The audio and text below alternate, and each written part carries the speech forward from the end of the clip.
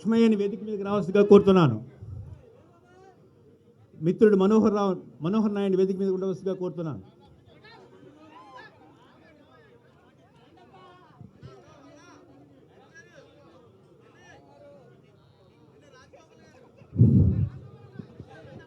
ఇది ఒక ఉద్వేగభరితమైన సందర్భం.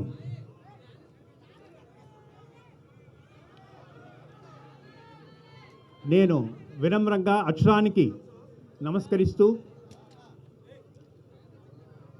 ఈ కార్యక్రమానికి ప్రారంభ ఉపన్యాసం చేద్దాం అనుకుంటున్నాను. ముందుగా ఈ పుస్తక మహోత్సవ నేపథ్యం గురించి 2 మాటలు చెప్పాల్సిన అవసరం ఉంది. ఈ పుస్తక మహోత్సవంతో పాటే నేను పెరుగుతూ వచ్చాను. నేను విజయవాడ వచ్చిన తొలి రోజుల్లో ఈ పుస్తక మహోత్సవం ప్రారంభమైంది. ఈ పుస్తక మహోత్సవం గత 38 సంవత్సరాలుగా 35 కోవిడ్ కాలంలో తప్ప 35వ సందర్భం ఇది. ఈ సందర్భానికి కారకుడు ఒక పుస్తక ప్రియుడు. ఈ ఉత్సవానికి కారకుడు ఒక నిత్య ఆలోచనాశీలి. ఒక 20 సంవత్సరాల క్రితం నేను ఢిల్లీ బుక్ ఫేర్లో నడుస్తూ ఉంటే అప్పటికి 30 ఏళ్ల వయసున్న ఒక కుర్రాడు ఇంకో మిత్రుడితో కలిసి ఒక జీన్స్ ప్యాంట్ వేసుకొని ఒక లాల్చీ వేసుకొని మేము పుస్తక మహోత్సవంలో తిరుగుతూ ఉంటే మాతో పాటు ఆయన కూడా తిరిగారు. ఆ తర్వాత ఆ వ్యక్తిని మళ్ళీ నేను 15 సంవత్సరాల తర్వాత చూశాను.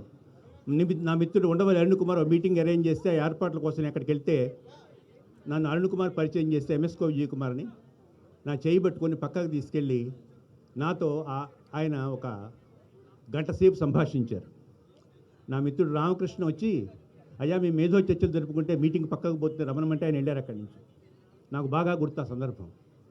అది అయిపోయిన తర్వాత మళ్ళీ తనంత తానుగా ఇక్కడ పుస్తక మహోత్సవం ఇబ్బందుల్లో ఉందని తెలుసుకొని నా తోటి సభ్యులందరినీ పిలిచి వాళ్ళతో కూర్చోబెట్టి గంట సేపు మాట్లాడి ఈ గ్రౌండ్ ఏర్పాటు చేశారు.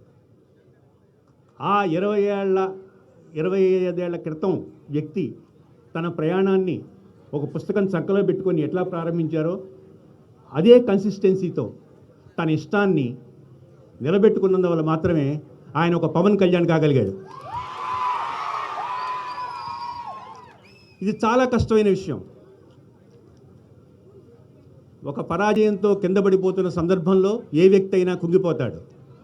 కానీ బలంగా నేలను తన్ని ఆకాశం అంతే ఎత్తెదగాలంటే దానికి ఆత్మస్థైర్యం ఒకటే సరిపోదు, జ్ఞానస్థైర్యం కావాలి. నాకు తెలిసి పవన్ కళ్యాణ్ గారికి ఆ జ్ఞానస్థైర్యం ఆయన సంకలో పెట్టుకున్న పుస్తకం ఇచ్చిందని నేను నమ్ముతున్నాను. ఇది ఏ సందర్భంలో అయినా సరే తను ఒక జీవితంలో ఒక కన్సిస్టెంట్గా జ్ఞానార్జన అనే ఒక వ్యసనాన్ని అలవర్చుకున్నట్టయితే ఆ మనిషి అన్నిటికన్నా గొప్ప అందమైన వ్యసనం జ్ఞానార్జన. అది అలవాటు చేసుకున్నట్టయితే ఆ మనిషి పడిపోతాడేమో కానీ ఓడిపోడు. ఇది పవన్ కళ్యాణ్ గారు మనకిచ్చిన ఒక వ్యక్తిత్వ వికాస పాఠం.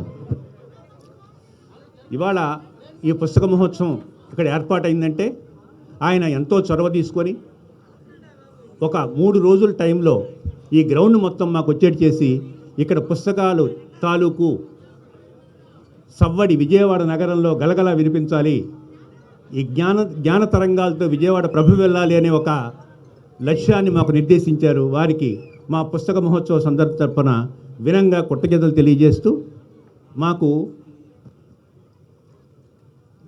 బొకేలతోనో శాలువాలతోనో మనుషుల్ని సత్కరించే సంస్కృతికి మీకు దూరం. మేము పుస్తకాలనే జ్ఞాపికలుగా నేను బుకే అంటాం.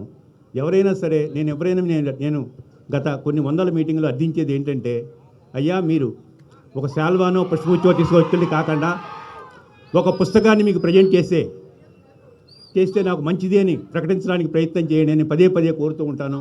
కొన్ని వందల మందిని కోరాను. ముందుగా మా పుస్తక మహోత్సవ సంఘ కార్యదర్శి అధ్యక్షుడు రైతులందరికీ మేము ప్రచురించిన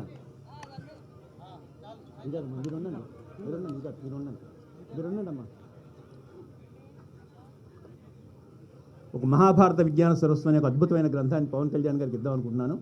మనోహర్ నాయుడు ఇస్తారు.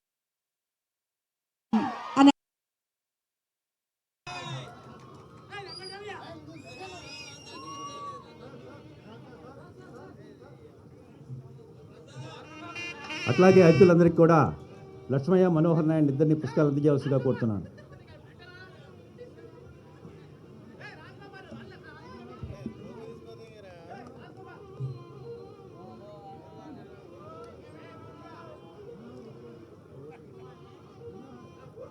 నేను ఇంకోసారి మాట్లాడిన కాబట్టి ఈ మీటింగ్లో సుధీర్ నేను ఈ మీటింగ్లో ఇంకోసారి మాట్లాడిన కాబట్టి పవన్ కళ్యాణ్ గారికి 2 మాటలు విన్నవించుకుందాం అనుకుంటున్నాను. అదేమిటంటే, ఆయన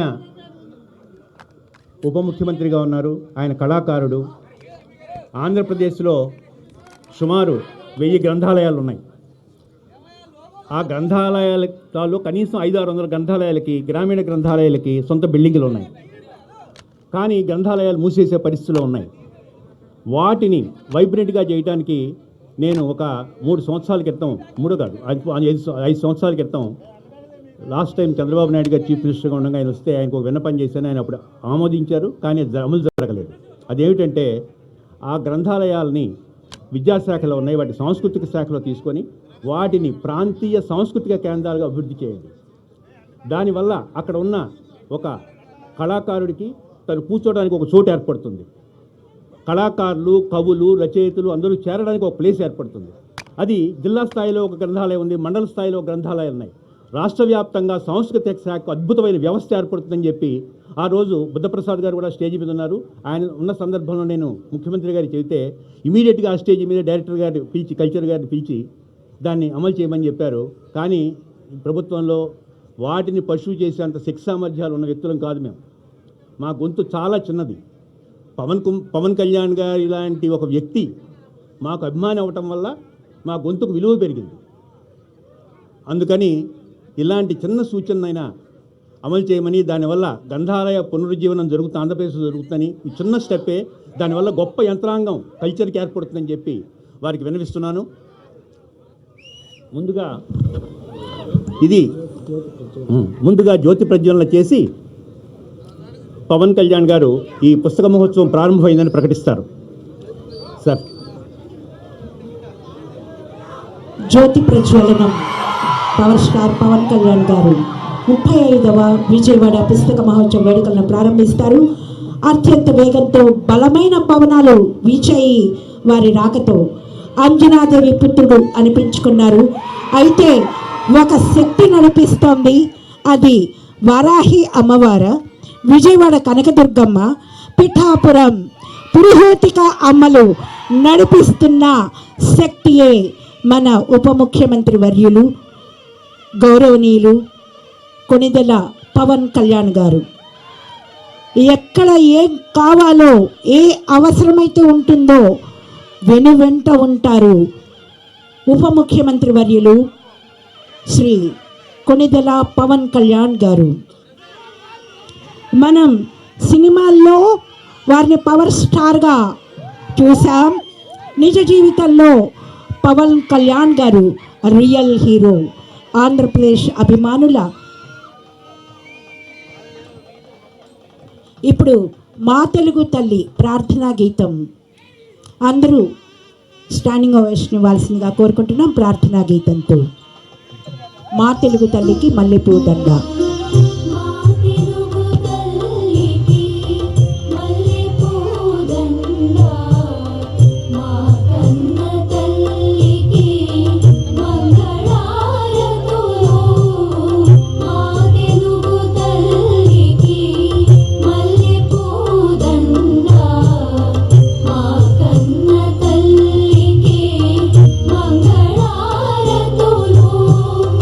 కడుపులో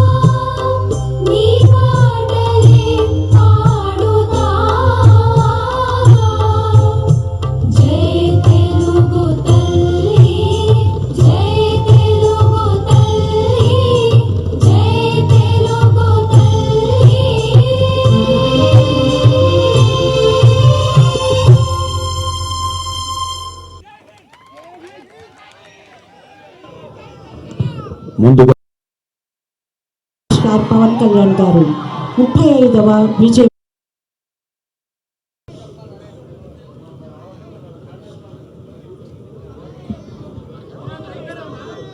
మిత్రులారా, పుస్తకానికి నమస్కారం.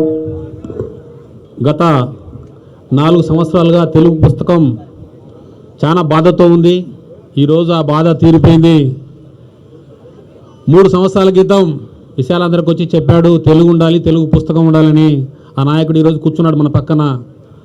తెలుగు పుస్తకాల కోసమే కాదు, ఆయన ఒక పెద్ద భాండాగారం, ఆయన యొక్క పుస్తక మహోత్సవం ఏర్పాటు చేయడానికి కోసం ఎంత దూరమైనా పోయి మాకు ఈ గ్రౌండ్ ఏర్పాటు చేశాడు. అదేవిధంగా గతంలో 13 జిల్లాల్లో మా పుస్తక మహోత్సవాలు నిర్వహించాం. అప్పుడు గవర్నమెంట్ మాకు సహకరించింది. 5 సంవత్సరాలుగా ఏమాత్రం సహకారం లేకపోగా గ్రంథాలయ సంస్థల్లో పుస్తకాలు కొని కూడా డబ్బులు చెల్లించలేదు. కానీ ఇప్పుడు ఆ పరిస్థితి ఉండదని చెప్పి దానికి ఒక మహోన్నత వ్యక్తి వచ్చాడు. ఖచ్చితంగా పుస్తకాల విలువను తెలియజేశాడని చెప్పి తెలియజేస్తూ ముగిస్తున్నాను.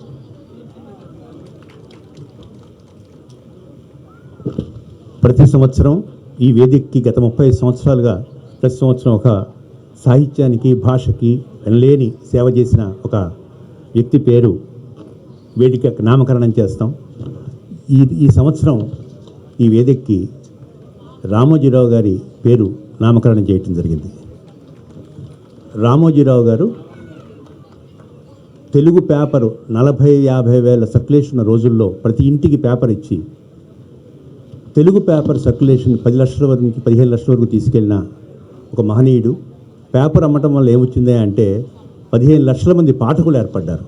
అందుకు ఆయనకి మేము శిరస్సు వంచి నమస్కరిస్తూ ఈ వేదికని ఆయనకి నామకరణం చేశాం. మిత్రుడు నాగేశ్వరరావు గారిని మాట్లాడవలసిందిగా కోరుతున్నాను. రామోజీరావు గారు.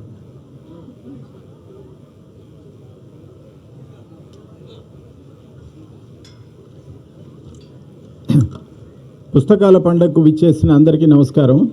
సభాధ్యక్షులు విజయ్ కుమార్ గారికి, పుస్తక ప్రియులు రాష్ట్ర ఉప ముఖ్యమంత్రి కృష్ణారావు గారికి, మా ఆప్తులు మండలి బుద్ధప్రసాద్ గారికి, శ్రీనివాసరావు గారికి, మనోహర్ నాయుడు గారికి, ఎంపీ కలిసి టప్పలనాయుడు గారికి, మనోహర్ నాయుడు గారికి అందరికీ నమస్కారం. వేదిక పైనే కాకుండా సభలో కూడా అనేక మంది సాహితీ ప్రియులు, పుస్తక ప్రియులు ఉన్నారు. వారందరికీ కూడా నమస్కారం. రామోజీరావు గారి పేరు ఈ వేదిక పెట్టడం అత్యంత సముచితం. ఎందుకంటే పుస్తకాన్ని, అక్షరాన్ని అమితంగా ప్రేమించినటువంటి వ్యక్తి రామోజీరావు గారు. ఆయన 50 ఏళ్ల పాటు ఒక తపస్సులాగా అక్షర తపస్సు చేసి 2024 సంవత్సరంలో వెళ్ళిపోయారు. ఆయన స్మృతిలో ఈ వేదిక నామకరణం చేశారు. పుస్తకాలకు సంబంధించి నేను కొన్ని విషయాలు మీతో ప్రస్తావిస్తాను. మైక్రోసాఫ్ట్ న్యూస్ సర్వీసు కొంతకాలం క్రితం ఒక సర్వే చేసింది. ప్రపంచంలో అత్యంత సంపన్నులైనటువంటి 100 మందిని తీసుకొని వాళ్ళల్లో ఉన్నటువంటి 4 కామన్ లక్షణాలు ఏమిటి అనేది ఒక సర్వే చేస్తే ఆ సర్వేలో 4 ఒక విశేషాలు వెలువడ్డాయి. అందులో ఒకటి ఏమిటంటే వాళ్ళందరూ కూడా తమ లక్ష్యం మీద దృష్టి సారిస్తారు. They stay focused. రెండవది ఏమిటి అంటే దేర్ ఆల్ అడ్వెంచరస్. వాళ్ళు ఎప్పుడు కూడా సాహసోపేతమైనటువంటి కృత్యాలు చేస్తారు, అట్లాంటి పనులు చేస్తారు.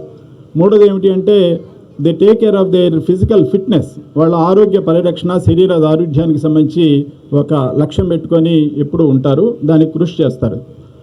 నాలుగోది అత్యంత ముఖ్యమైనది ఏమిటంటే దే రీడ్ ఎ లాట్. బాగా చదువుతారు. విజేతలైనటువంటి వాళ్ళందరికీ ఉన్నటువంటి లక్షణం బాగా చదువుతారు. ఉప ముఖ్యమంత్రి పవన్ కళ్యాణ్ గారు కూడా గొప్ప చదువరి, పుస్తక ప్రియుడు. సో ఆ విధంగా చాలామంది, బిల్ గేట్స్ ప్రపంచంలో అత్యంత ధనవంతుల్లో అత్యంత ప్రభావవంతమైనటువంటి వ్యక్తుల్లో ఒకరు. బిల్ గేట్స్ వారానికి ఒకటి చొప్పున ఏడాదిలో కనీసం 50 పుస్తకాలు చదువుతారు. పుస్తకాలు చదవడమే కాకుండా ఏడాది ముగుస్తున్న సమయంలో డిసెంబర్ చివరి వారంలో ఆయనకు నచ్చినటువంటి పుస్తకాల మీద బిల్ గేట్స్ నోట్స్ అని ఒక నచ్చిన పుస్తకాల గురించి రాస్తారు. ఆ విధంగా పుస్తకాలు తనని ఎట్లా ప్రభావితం చేసినాయి. పుస్తకాలు ఇప్పుడు కూడా, ఆయన వయసు 69 సంవత్సరాలు, ఇప్పుడు కూడా అమితంగా చదువుతారు. అట్లానే అత్యంత సంపన్నుడు జెఫ్ బెజోస్, ఆయన కూడా పుస్తకాన్నే వ్యాపారంగా, పుస్తక డిస్ట్రిబ్యూషన్నే వ్యాపారంగా ప్రారంభించి ఆయన అత్యున్నత శిఖరాలకు వెళ్ళాడు. అమెజాన్ సంస్థను స్థాపించాడు. ఇప్పటికి కూడా ఆయన పుస్తకాలు విపరీతంగా చదువుతారు. వారెన్ బఫెట్ ప్రపంచంలో అనేక కోట్ల మందిని ప్రభావితం చేసినటువంటి అత్యంత సంపన్నుడు. ఆయన కూడా వారానికి 500 పేజీలు చదువుతాడు. చదివే తన బలం అని చెప్తూ ఉంటారు. ఎలన్ మాస్క్, ఈ మధ్య మీరు చదివి అందరూ తెలుసుకుంటూనే ఉన్నాము, ప్రపంచంలో ఒక అత్యంత శక్తిమైనటువంటి దేశంలో అమెరికాలో ఆయన చాలా వీరోచిత కృత్యాలు అవన్నీ కూడా చేస్తున్నారు. ఆయన టెస్లా కారు, అట్లానే స్పేస్ ఎక్స్ రోదసిలోకి సొంతంగా ఒక నౌకలను పంపించినటువంటి గొప్ప వ్యక్తి. ఆయన కూడా మీ బలం ఇవన్నీ ఈ ఐడియాలు ఎట్లా వస్తాయంటే, నేను పుస్తకం నుంచి నాకు ఈ ఐడియాలు వస్తాయని ఆయన స్వయంగా ఆయన చెప్పారు. ఆ విధంగా ఇప్పుడు పుస్తకం ఒక ఆవిష్కరణ జరగబోతుంది. పివి నరసింహారావు గారికి సంబంధించి కృష్ణారావు గారు రాసినటువంటి పుస్తకం. పివి నరసింహారావు గారు ప్రధానమంత్రిగా ఉన్నప్పుడు కూడా ఆయన విపరీతంగా చదివారు. గోర్బచేవ్ రాసినటువంటి పెరిస్త్రోయిక పుస్తకాన్ని భారతదేశంలో మొదటిగా చదివింది పివి నరసింహారావు గారు. సెంట్రల్ మినిస్టర్గా ఉండి కూడా ఆయన పుస్తకాన్ని ఆశాంతం చదివి దాంట్లో మనం ఏమి నేర్చుకోవాలి, మనం ఎలా ఉండాలి అనే దాని మీద ఆయన చేశారు. చదవటం అలవాటైతే గెలవటం అలవాటు అవుతుంది. చదువు ఒక సంస్కృతిలో భాగం. మనందరినీ కూడా సంస్కృతి నడిపిస్తుంది. మనలో ఎక్కడో లోపల ఉన్నటువంటి ఒక ఆలోచనలు ప్రభావితం చేసేది సంస్కృతికి సంబంధించి నేను ఒకే ఒక విషయం చెప్తాను. రెండో ప్రపంచ యుద్ధ కాలంలో సోవియట్ యూనియన్ని స్టాలిన్ నడిపిస్తూ ఉండేవారు, దాని అధినేతగా ఉండేవారు, కమ్యూనిస్ట్ పార్టీ కార్యదర్శిగా ఉండేవారు, ప్రధాన కార్యదర్శిగా. రెండో ప్రపంచ యుద్ధ కాలంలో సోవియట్ సైనికులు 1 కోటి మంది చనిపోయారు. 1 కోటి మంది చనిపోతే ఆ యుద్ధ రంగంలో ఉన్నటువంటి వాళ్ళు రష్యన్ సైనికులందరూ కూడా పరారాయి వెనక్కి వస్తూ ఉంటే స్వయంగా స్టాలిన్ ఆ యుద్ధ రంగానికి వెళ్ళి ఆయన వాళ్ళ ఒక ఉత్తేజకరమైనటువంటి ప్రసంగం చేస్తారు. సోవియట్ సైనికులారా, మీరు ఎవరు, మీరు మీ గతం ఏమిటి, మీరు ఎక్కడి నుంచి వచ్చారు, మీరు కేవలం ప్రాణాలు కాపాడుకోవడం కోసం యుద్ధరంగం నుంచి మళ్ళీ వెనక్కి వెళ్తారని ఒక ఉత్తేజకరమైనటువంటి ప్రసంగాన్ని ఇస్తే వెనక్కి వెళ్ళినటువంటి వాళ్ళు మొత్తం వచ్చేసారు. యుద్ధరంగంలో ఉన్నటువంటి రష్యన్ సోవియట్ సైనికులు అందరూ కూడా ముమ్మరంగా చేసి తర్వాత నాజీ సేనలను ఓడిస్తారు. మరొక 1 కోటి మంది చనిపోతారు. 1 కోటి మంది చనిపోయినా కూడా వెనక్కి వెళ్ళరు. అట్లాంటి ప్రభావం మన మీద సంస్కృతి క్రియేట్ చేస్తుంది. అట్లాంటి సంస్కృతి మనకి ఎక్కడి నుంచి వస్తుందంటే చదవటం నుంచి వస్తుంది, చదువు సంపర్కం వల్ల వస్తుంది. కానీ దురదృష్టవశాత్తు మనం చదువును మర్చిపోయాం. అందువల్లే మనం ఒక ఉనికి కోల్పోతున్నటువంటి జాతుల్లో మన తెలుగు జాతి ఒకటి. ఎందుకంటే పుస్తకం 12 కోట్ల మంది తెలుగు వాళ్ళు ఉంటే ఒక సగటు పుస్తకాన్ని 12,000 కాపీలు కూడా అమ్మలేని ఒక దుస్థితి మనకు నెలకొన్నది. అందుకని చదువు అనేది ఎప్పుడు మనకు బలం. ఎంతమంది విజేతలు ఇవన్నీ కూడా. బరాక్ ఒబామా ఆయన జీవిత చరిత్ర రాస్తే ఆయన 26 లక్షల కాపీలు ఏడాది కాలంలో అమ్మారు. అట్లానే వేరు ప్లాట్ఫామ్స్లో 33 లక్షల కాపీలు అమ్మారు. అంటే పుస్తకం ఇప్పటికి కూడా సజీవంగా ఉంది. దురదృష్టవశాత్తు ఏంటంటే భారతదేశంలో దాన్ని వృద్ధిలోకి లేదు. ముఖ్యంగా తెలుగునాట మరీ దుస్థితిలో ఉంది. దీనికి అనేక కారణాలు ఉన్నాయి. వాటన్నిటి గురించి మనం విశ్లేషించుకోవాలి. అట్లానే మన చదువు, మన బడులు, మన కళాశాలలు, మన విశ్వవిద్యాలయాలు మనకి పుస్తకాన్ని దూరం చేస్తున్నాయి. ఒక అత్యున్నతమైనటువంటి ఒక అభివృద్ధి సాధించినటువంటి దేశాలన్నీ కూడా వాళ్ళు పుస్తకానికి ప్రాధాన్యం ఇచ్చినాయి. ప్రపంచంలో అత్యున్నత విద్యా విధానాల్లో ఫిన్లాండ్ ఒకటి. ఫిన్లాండ్ అంత గొప్ప విద్యా విధానం ఎందుకు అంటే వాళ్ళు చదువుని పుస్తకాన్ని ఒక భాగం చేశారు, కరికులంలో ఒక భాగం చేశారు. అందుకని అట్లా వచ్చినాయి. అనేక యూరోపియన్ దేశాలు, అమెరికాలో కూడా అంతే. అమెరికాలో ఇప్పటికి కూడా ఒక గ్రంథాలయ వ్యవస్థ పటిష్టంగా ఉంది, పుస్తకం పటిష్టంగా ఉంది. చాలామంది ప్రముఖులు బాగా చదువుతున్నారు, ప్రముఖులు రాస్తున్నారు. బరాక్ ఒబామా 2 సార్లు అమెరికా అధ్యక్షుడై పుస్తకం రాసి తన రాయల్టీలే కొన్ని కోట్ల రూపాయలు తనకు వస్తున్నాయి. పుస్తకాన్ని అమితంగా ప్రేమించారు. అందుకని ఆ జాతులు సజీవంగా ఒక కల్చరల్ ఫ్లో అది సాగుతూ ఉన్నాయి. అందువల్ల మనకి వాళ్ళ 10th క్లాస్ అయిపోయిన తర్వాత సోషల్ స్టడీస్ పూర్తిగా దూరం అవుతుంది. నేను చాలా కాలం జర్నలిజం స్కూల్ ప్రిన్సిపల్గా కూడా ఉన్నాను. అనేక మంది విద్యార్థులు, నవతర విద్యార్థులు మేము ఇంటర్వ్యూ చేస్తున్నప్పుడు వాళ్ళు అసలు చదవడం పూర్తిగా మానేసినటువంటి దృష్టాంతాలు మాకు చాలా తెలుస్తూ ఉన్నాయి. పుస్తకాలు అసలు చదవటం లేదు. డిగ్రీ పాస్ అయినటువంటి విద్యార్థి ఒక్క పుస్తకం కూడా చదవకుండానే డిగ్రీ పూర్తి చేస్తున్నారు. ఇట్లాంటి దుస్థితి ప్రపంచంలో ఎక్కడా లేదు. కాబట్టి పుస్తకాన్ని మనం ఆదరించాలి, పుస్తకాన్ని కాపాడుకోవాలి. పుస్తకం ద్వారానే మనకు ఒక ఇన్డెప్త్ నాలెడ్జ్, నిగూఢమైనటువంటి పరిజ్ఞానం మనకు లభ్యం అవుతుంది. కాబట్టి పుస్తకాన్ని బాగా మనం ప్రేమించి, ఇప్పుడు ఉప ముఖ్యమంత్రి గారు కూడా పుస్తక ప్రియులు అన్నాం. నిజంగా మీరు ఆ ఎగ్జైట్మెంట్ అంతా చూస్తుంటే ఇక్కడ ఉన్నటువంటి అభిమానులు ఆయన నిజంగా అభిమానించే మీరందరూ కూడా పుస్తకం ఖచ్చితంగా చదవాలి, పుస్తకం కొని చదవాలి, పుస్తకాన్ని ఆదరించాలి, పుస్తకాన్ని ప్రేమించాలి, పుస్తకాన్ని ప్రోత్సహించాలి. ఇక అందువల్ల మనం కూడా ఒక లక్ష్యం పెట్టుకొని పుస్తకాలు చదివితే, ఉప ముఖ్యమంత్రి గారి అభిమానులు కూడా ఎక్కువ మంది యూత్ కాబట్టి నేను చాలామందికి చెప్తుంటా, డిగ్రీ 3 ఏళ్ళు బిఏ బీకామ్ బీఎస్సీ చదివితే 36 నెలలు, అట్లానే బీటెక్ చదివితే 48 నెలలు. నెలకొక పుస్తకం చదివి నేను డిగ్రీ సమయంలో చదివినటువంటి 48 పుస్తకాలు ఇవి అని ఒక మీ రెజ్యూమేకి ఒక జత చేస్తే మీకు ఎవరి ఉద్యోగం ఎవరో నాకు చెప్పండి. ఖచ్చితంగా అట్లాంటి ప్రభావం పుస్తకం మీద ఉంటుంది. కాబట్టి ఇక్కడ ఉన్నటువంటి విద్యార్థులు అందరూ కూడా మళ్ళీ ఇక్కడ పండగ 12వ తారీఖు దాకా జరుగుతుంది కాబట్టి మీరు ఇవాళే కొనుక్కోండి. నిజమైనటువంటి అభిమానం అది. అంబేద్కర్ కూడా బాగా చదువు ద్వారానే మనలో ఒక నైపుణ్యం వస్తుంది. నైపుణ్యం మనకు ఆత్మవిశ్వాసాన్ని కలిగిస్తుంది. నైపుణ్యం ద్వారానే మన దారిద్ర్యం నుంచి, దాస్యం నుంచి బయటపడతామని చెప్పారు. కాబట్టి అట్లాంటి మహనీయుల్ని ఆదరించే వాళ్ళందరూ కూడా బయటకు రావాలి. గాంధీజీ కూడా పుస్తకాన్ని చివరి వరకు, పత్రికని ఆయన 4 పత్రికలకు సంపాదకుడిగా ఉన్నారు. ఆయన పుస్తకం రాశారు, సత్యతో శోధన అనే పుస్తకం ఆయన రాశారు. ఆ పుస్తకం ప్రపంచంలో అతి ఎక్కువ మందిని ప్రభావితం చేసినటువంటి పుస్తకాల్లో సత్యశోధన ఒకటి. అందుకని పుస్తకం మన మీద చాలా ప్రభావం చూపుతూ ఉంటుందన్నమాట. సో నేను ఈ ఉప ముఖ్యమంత్రి గారు ఇక్కడ ఉన్నారు కాబట్టి మన విద్యా విధానంలో కూడా పుస్తకాన్ని ఒక భాగం చేయమని వారికి విజ్ఞప్తి చేస్తున్నాను. ఎందువల్ల అంటే world association of news papers వాళ్ళ అధ్యయనం ప్రకారం 12వ సంవత్సరం చదివే అలవాటు ఏర్పడుతుంది. అప్పటి వరకు నేర్చుకోవడం, బొమ్మలు వేయటం, రంగులు వేయటం ఇవే ఉంటాయి. కానీ 12వ తరగతిలో అంటే 12వ సంవత్సరంలో అంటే 7వ తరగతి వయసులో మనుషుల్లో వికాసం మొదలవుతుంది. అప్పుడు పుస్తకం అన్ని పరిచయం చేయాలి, పత్రికను పరిచయం చేయాలి. మనం ఎప్పుడైతే జూన్ జూలై నెలల్లో విత్తనాన్ని నాటుతామో 12వ ఏటలో పుస్తకాన్ని కనుక అలవాటు చేస్తే జీవితాంతం అది అంటిపెట్టుకొని ఉంటుంది. అదనులో నాటు వేసినట్టే, అదనులో విత్తనం వేసినట్టుగానే 12వ ఏట వచ్చినప్పటి నుంచి పిల్లలకు పరిచయం చేశారు. ఎక్కువ మంది తల్లిదండ్రులు ఉన్నారు కాబట్టి, టీచర్స్ ఉన్నారు కాబట్టి పుస్తకాన్ని మీ కరికులంలో, మీ జీవితంలో, మీ ఇంట్లో భాగం చేయండి. మీ అల్మారాలో ఎక్కువ పుస్తకం ఉంటే అది మంచి ఇల్లుగా మీరు చేయండి. మంచి ఇటుకలు మంచి ఇల్లును నిర్మిస్తాయి, మంచి పిల్లలు మంచి దేశాన్ని నిర్మిస్తారు. మంచి పిల్లలు ఎట్లా తయారవుతారు అంటే చదవటం ద్వారానే అవుతారు. కాబట్టి పుస్తకం అనేది చాలా చాలా ముఖ్యమైనటువంటిది. చాలామంది విజేతలు భారతదేశంలో కూడా చాలా ముఖ్యమైనది. ఇందాక మనం అనుకున్నాము, ఈనాడు రామోజీ రావు గారు ఆయన బాగా చదువుతారు. చదివే వ్యక్తుల్లో చాలా అతి ముఖ్యమైనటువంటి వ్యక్తి. వారు బాగా చదువుతారు, పేపరే కాదు పుస్తకాలు బాగా చదువుతారు, అంత సాహిత్యం అంతా చదువుతారు. చాలా చాలా చదివే అలా వచ్చారు. ఆయనకి ఈ వేదిక పేరు పెట్టడం చాలా గొప్ప విషయం. ఆయన గురించి ఈనాడుకు సంబంధించినటువంటి first reader, the best reader కూడా రామోజీరావు గారే. రామోజీరావు గారు ఉదయం 3:30 సమయంలో లేస్తారు, 4 నుంచి 6 గంటల వరకు న్యూస్ పేపర్స్ చదువుతారు, ముఖ్యంగా ఈనాడు చదువుతారు.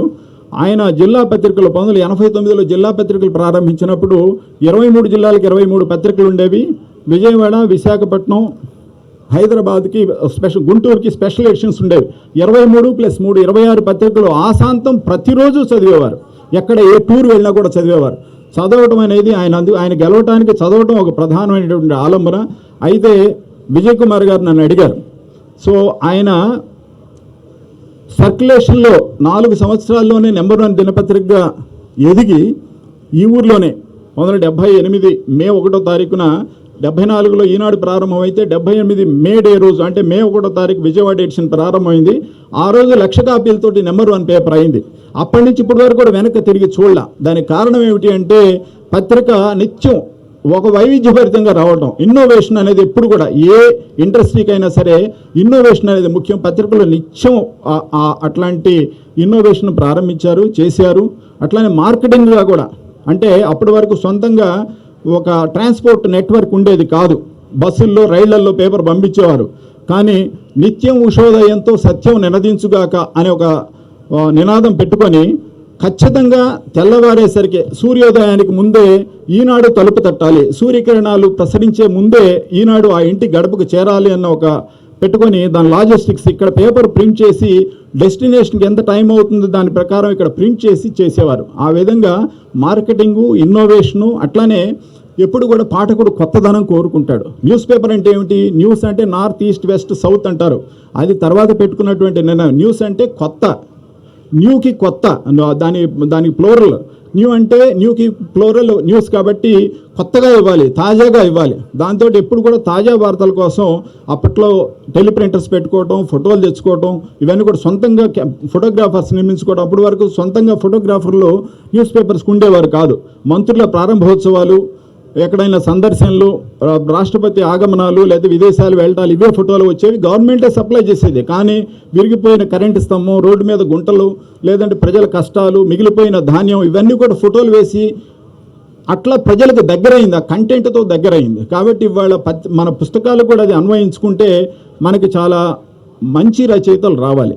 చాలామంది మంచి రచయితలు ఉన్నారు, కానీ బాగా ఇప్పుడు ఉప ముఖ్యమంత్రి గారు లాంటి వాళ్ళు, ఇంకా అనేక మంది ఒక ప్రాచుర్యం పొందినటువంటి వాళ్ళు కూడా పుస్తకాలు రాయాలి, పుస్తకాలను బాగా విరివిగా తీసుకెళ్ళాలి. ప్రభుత్వ ఆదరణకు తోడు ప్రజల్లో కూడా ఒక ఉద్యమ స్థాయిలో అవి రావాలి.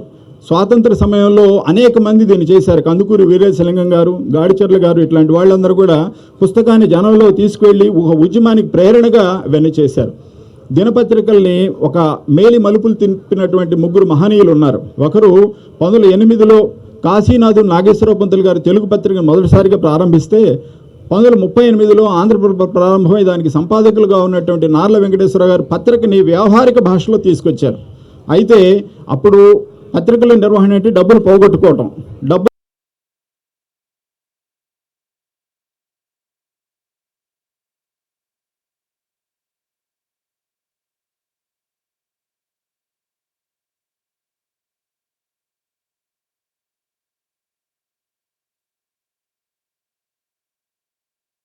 రామోజీరావు గారు ఆ విధంగా పత్రికా రంగాన్ని భారతదేశంలోని తెలుగు పత్రికలకు ఎనలేని ప్రాచుర్యం తీసుకొచ్చారు.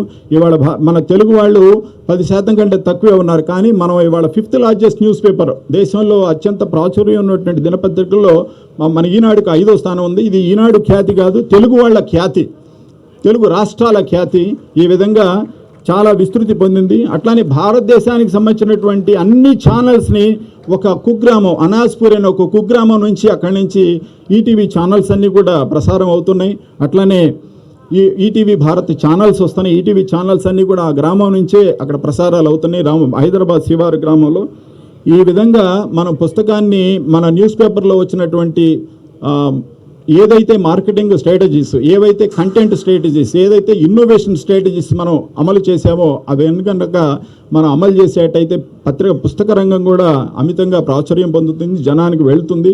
ఎందుకంటే పుస్తకమే మన బలం, పుస్తకమే మన నుంచి మన నెక్స్ట్ తరానికి మన భావజాలాన్ని అందజేస్తుంది. కాబట్టి పుస్తకాన్ని అమితంగా ప్రేమించి దాన్ని విస్తృతి పరచడానికి మీరు చేయండి. ఆ ప్రయోగాలు కూడా రచయితలు చేయాలని మనస్ఫూర్తిగా కోరుకుంటూ, ఇక్కడ మనకు కొన్ని కొరత ఉన్నది, అనువాదకుల కొరత ఉన్నది. అనువాదకులు మనకి నాణ్యమైనటువంటి అనువాదకులు లేరు. ఆ అనువాదంలో కూడా మన విశ్వవిద్యాలయాలు ఒక శిక్షణ ఇచ్చి దాన్ని కూడా పెంచితే ప్రపంచ సాహిత్యం అంతా కూడా మన దగ్గరకు వస్తుంది, మన సాహిత్యం బయటకు వెళుతుంది. రెండు కూడా ముఖ్యమే. ఇప్పుడు కన్యాశుల్కం భారతదేశంలో అన్ని ప్రాంతాల్లోకి వెళ్ళాలి. బరాక్ ఒబామా రాసినటువంటి తన జీవిత చరిత్ర ప్రపంచంలో 40 దేశాల్లో 40 భాషల్లో అనువాదం అయింది. అట్లాంటి ప్రేమ్చంద్ రాసినటువంటి సాహిత్యం భారతీయ భాషలో నిండింది. మన దగ్గర కందుకూరి, గురజాడ అప్పారావు ఇట్లాంటి మహోన్నత రచయితలు రాసినటువంటి సాహిత్యం మనమే ఇతర భాషల్లోకి, ఇతర భారతీయ భాషల్లోకి, ప్రపంచ భారతదేశ భాషల్లోకి వెళ్ళాలి. మనకి అనువాదకుల కొరత ఎంత ఉందంటే, ప్రపంచం మొత్తాన్ని ఇన్స్పైర్ చేసినటువంటి గాంధీజీ ఆత్మకథ సత్యశోధన మనకి మంచి పుస్తకం మొన్నటి వరకు లేదు. ఎప్పుడో 1930s నుంచి 3-4 రచయితలు చేశారు, కానీ ప్రజలకు అర్థమయ్యే భాషలో, సరళమైనటువంటి భాషలో ఇప్పటి వరకు లేదు. అట్లాంటి రచయితలు, అట్లాంటి అనువాదకులు మనకు కావాలి. ఒరిజినల్ థింకర్స్ రావాలి. మన దగ్గర ఎంతో అపారమైనటువంటి మేధస్సు ఉన్నటువంటి శాస్త్రవేత్తలు ఉన్నారు, విదేశాలు వెళ్ళినటువంటి శాస్త్రవేత్తలు ఉన్నారు. వాళ్ళందరూ కూడా తమ అనుభవాల్ని, అభిప్రాయాల్ని తెలుగులోకి కనుక రాస్తే మనకు కూడా పుస్తక రంగం బాగా వ్యాప్తి చెందుతుంది. పుస్తకాన్ని ఒక ఉద్యమంగా జనాలకు తీసుకువెళ్ళాలి. ఇట్లాంటి పుస్తక ప్రదర్శనలో గత 35 సంవత్సరాలుగా విజయవాడలో జరుగుతున్నటువంటి పుస్తక ప్రదర్శనలు దానికి దోహదపడుతున్నాయి. ఇది ఇట్లా కాకుండా ఒక ఉద్యమ స్థాయిలో ఇట్లాంటివి ప్రతి జిల్లాలో వచ్చి ప్రతి చోటకు వెళ్ళి పుస్తకాన్ని ఒక స్నేహితుల్లాగా చేస్తే పుస్తకాలు ఇల్లు ఉన్న ఇల్లు దేవాలయం లాంటిది. అట్లా ఆ భావనతోటి దీన్ని కనుక ముందుకు తీసుకువెళ్ళినట్టయితే అప్పుడు మన తెలుగు పుస్తకం కూడా పరిడవిల్లుతుంది. అది మన జాతికే చాలా మంచిది. మనం ఎందుకంటే అమెరికాలో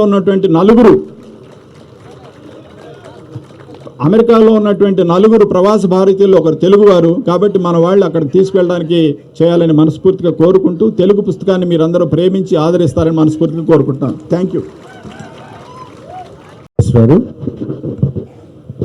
భారతదేశంలో అత్యున్నత సాహితీ సంస్థ, భారతీయ భాషలన్నింటిలోనూ పుస్తకాలు ప్రచురిస్తున్న సంస్థ.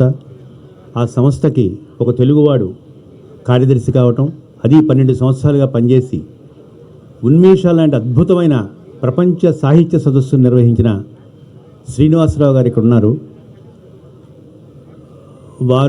వారిని మాట్లాడవలసిన కూర్చున్న వారు మాకు చాలా సహాయం చేశారు. రేపు ఈ దక్షిణ పశ్చిమ కవుల సంగమం ఈ స్టేజ్ మీద జరగబోతోంది.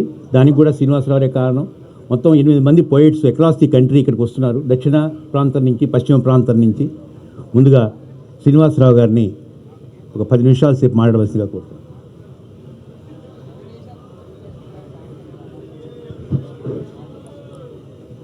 గౌరవనీయులు ఆంధ్రప్రదేశ్ రాష్ట్ర ఉప ముఖ్యమంత్రి వర్యులు శ్రీ కొణిదెల పవన్ కళ్యాణ్ గారు, ఈనాడు పత్రికా సంపాదకులు శ్రీ ఎం నాగేశ్వరరావు గారు, కేంద్ర సాహిత్య అకాడమీ సభ్యులు మరియు ఎంఎస్కో ప్రచురణకర్త శ్రీ విజయ్ కుమార్ గారు, ఆంధ్రజ్యోతి పత్రిక సహ సంపాదకులు శ్రీ ఏ కృష్ణారావు గారు, అలాగే శ్రీ పార్లమెంటు సభ్యులు శ్రీ కనిశెట్టి అప్పలనాయుడు గారు, మా కాన్స్టిట్యుయెన్సీ ఎమ్మెల్యే గారు శ్రీ మండల్ బుద్ధప్రసాద్ గారు, ఈ సభకు హాజరైన పుస్తక ప్రియులు, పత్రికా విలేకరులకు అందరికీ నేషనల్ అకాడమీ ఆఫ్ లెటర్స్గా ప్రసిద్ధిగాంచిన కేంద్ర సాహిత్య అకాడమీ పక్షాన ముందుగా శుభాభినందనలు మరియు ఆంగ్ల నూతన సంవత్సర శుభాకాంక్షలు.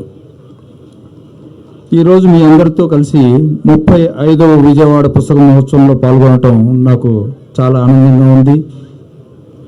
ప్రతి సమాజం, ప్రతి దేశం ఎల్లప్పుడూ పురోగమించాలని కోరుకుంటుంది.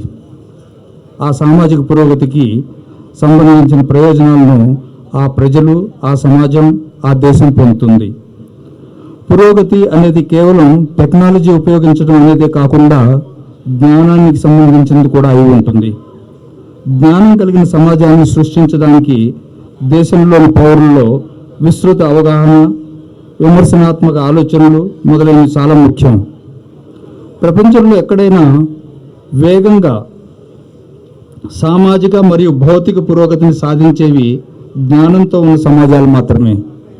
అయితే సమాచారం మాత్రమే జ్ఞానం కాదు. మనకి లభిస్తున్న సమాచారం సద్వినియోగం చేయబడి, వ్యక్తీకరించబడి, సుస్పష్టంగా మరియు తార్కికంగా వినియోగించబడినప్పుడు వ్యక్తులు, సమాజం మొత్తం, దేశం ఉన్నత శిఖరాలను అధిరోగిస్తుంది. అలాంటి జ్ఞాన సంపదే ఏదైనా సమాజాన్ని జ్ఞానంతో ఉన్న సమాజంగా చేయగలుగుతుంది. ఆవిష్కరణలు చేయడానికి మాత్రమే కాదు, ఆ ఆవిష్కరణలు సమర్థవంతంగా వినియోగించడానికి కూడా జ్ఞానం అవసరం.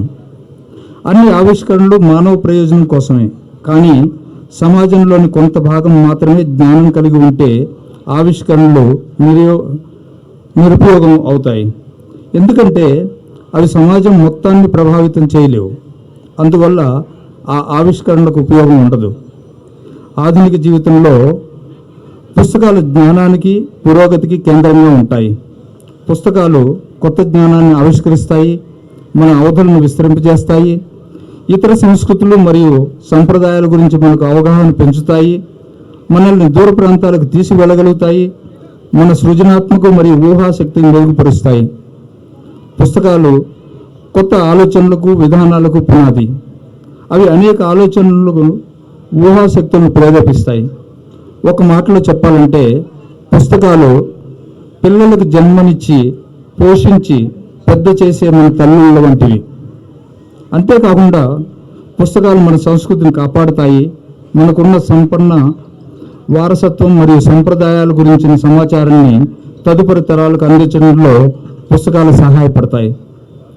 భారతీయ సాంస్కృతిక వారసత్వం ప్రాచీనమైంది, ఎంతో సుసంపన్నమైంది.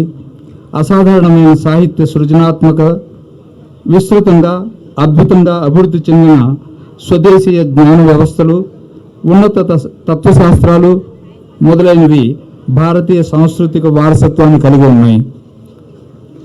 భారతీయ సాంస్కృతిక వారసత్వం యొక్క గొప్ప విషయం ఏమిటంటే, నేను పేర్కొన్న అన్ని అంశాలు ప్రపంచంలోని అనేక ప్రాంతాల్లో నాగరికతలు పుట్టకముందే భారతదేశంలో చాలా అభివృద్ధి చెందాయి. మన పూర్వీకులు పుస్తకాలను సంరక్షించుకోవటం వల్ల భారతీయ జ్ఞానం మరియు తత్వశాస్త్రం, ఇతర సంస్కృతులు మరియు నాగరికతలు అందుబాటులోకి వచ్చాయి. ఇంకా వివిధ దేశాల్లో భారతీయ వారసత్వం యొక్క గొప్పతనాన్ని పుస్తకాలు ప్రచారం చేయగలుగుతున్నాయి. మన జీవితాలను మెరుగుపరచడంలో ఇంతటి ప్రాముఖ్యత ఉన్న పుస్తకాలను మనం విస్తృతంగా చదువుతున్నామా అన్న ఒక అంశం నేడు మనందరినీ ప్రశ్నించుకోవాల్సిన అవసరం ఎంతైనా ఉంది. ఇప్పుడే నాగేశ్వరరావు గారు చాలా విషయాల వాటి గురించి చెప్పారు. టీవీ లేదా సినిమా లేదా సోషల్ మీడియా లేదా ఏదైనా ఇతరమైన ఆడియో విజువల్ మీడియా వల్ల మనం పుస్తకాలను శ్రద్ధగా చదవలేకపోతున్నాం. ఈ పరిస్థితి కేవలం భారతదేశంలోనే కాకుండా ప్రపంచవ్యాప్తంగా దాపురించింది. ముఖ్యంగా యువకుల్లో ఈ ప్రభావం ఎక్కువగా ఉంది. కానీ భారతదేశంలోని అనేక భాషల్లో చిన్నపిల్లల్లో కన్నా పెద్దల్లో ముఖ్యంగా ఈ బుక్స్ మరియు ఆడియో పుస్తకాలు అందుబాటుతో చదవటం పెరుగుతోంది అనే విషయం కూడా గమనించాల్సిన వాస్తవం. కానీ పిల్లల్లో, టీనేజర్స్లో పుస్తకాలు చదివే అలవాటు రోజు రోజుకి తగ్గిపోతుంది. పిల్లలకు పుస్తకాలను చదవటానికి, వారి ఆసక్తిని మళ్ళీ పెంచే సరైన వినోదాత్మకమైన రచనలతో ఉన్న పుస్తకాలను అందించడానికి కేవలం సంస్థలు మాత్రమే కాకుండా ప్రతి పౌరుడు ప్రయత్నించాలి. ఆ దిశగా ఎంతో కృషి చేయాలని నేను భావిస్తున్నాను. సమాజంలోని విద్యావేత్తలు మరియు ప్రచురణకర్తల దృష్టికోణం నుండి ఆలోచిస్తే ఇది చాలా ముఖ్యమైనది. ప్రచురణకర్తల గురించి మాట్లాడితే భారతీయ భాషల్లో ప్రచురణ సంస్థల పరిస్థితి అంత గొప్పగా లేదనే చెప్పాలి. కొన్ని భాషల్లో ప్రచురణకర్తలు విస్తృతంగా పుస్తకాలను ప్రచురిస్తుంటే మరికొన్ని భాషల్లో అది ఆశాజనకంగా లేదనే చెప్పాలి. ఈ 35వ విజయవాడ పుస్తక మహోత్సవానికి గ్రంథాలయాల కోసం ఉద్యమాన్ని ప్రారంభిద్దాం అనే ఇతివృత్తాన్ని స్వీకరించడాన్ని నేను స్వాగతిస్తున్నాను, చాలా సంతోషిస్తున్నాను.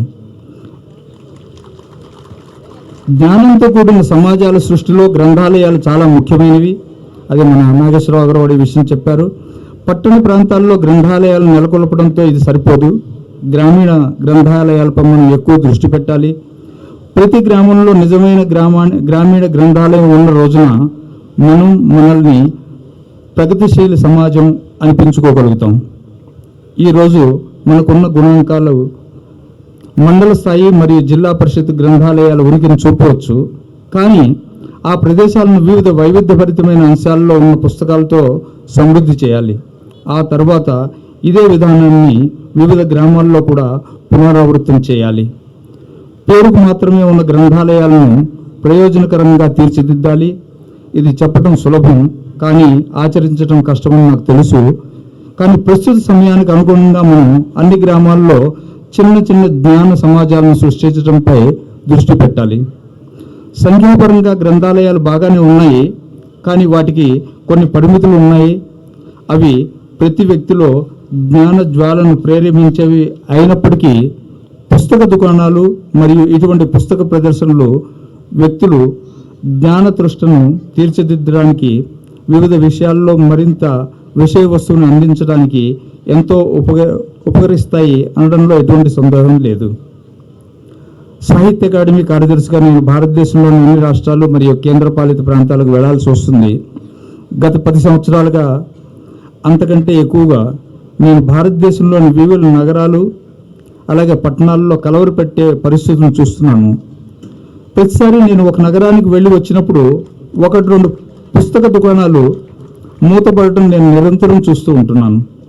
దానికి వాణిజ్య కారణాలు ఉన్నాయనడంలో ఎటువంటి సందేహం లేదు. వాణిజ్య కారణాల కంటే ఎక్కువగా కావాల్సిన ముద్రిత పుస్తకాలు అందుబాటులో లేకపోవడం ప్రధాన కారణం. కాబట్టి ఆసక్తితో నేను ఎలక్ట్రానిక్ పుస్తకాల మార్కెట్ను పరిశీలించినప్పుడు అది కూడా ఆశించినంత మేర లేదనే చెప్పాలి. ఈ పరిస్థితి కలవరపెట్టే విషయం, ఎందుకంటే భారతదేశంలోని ప్రతి భాషలో మీ అందరూ పవన్ కళ్యాణ్ గారు వినాలని కోరుకుంటున్నారు.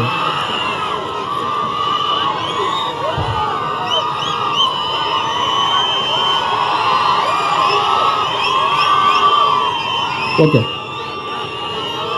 విజయవాడ బుక్ ఫెస్టివల్ వారు నన్ను పిలిచినందుకు వారికి ధన్యవాదాలు. శ్రీనివాసరావు గారు క్షమించాలి, నేను మనస్ఫూర్తిగా ఆయన క్షమించమని అడుగుతున్నాను.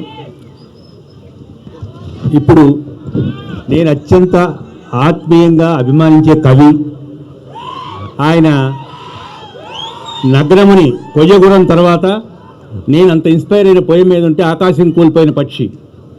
ఆ పోయం రాసిన నా కవి కృష్ణుడిని మాట్లాడాల్సిందిగా కోరుతున్నాను.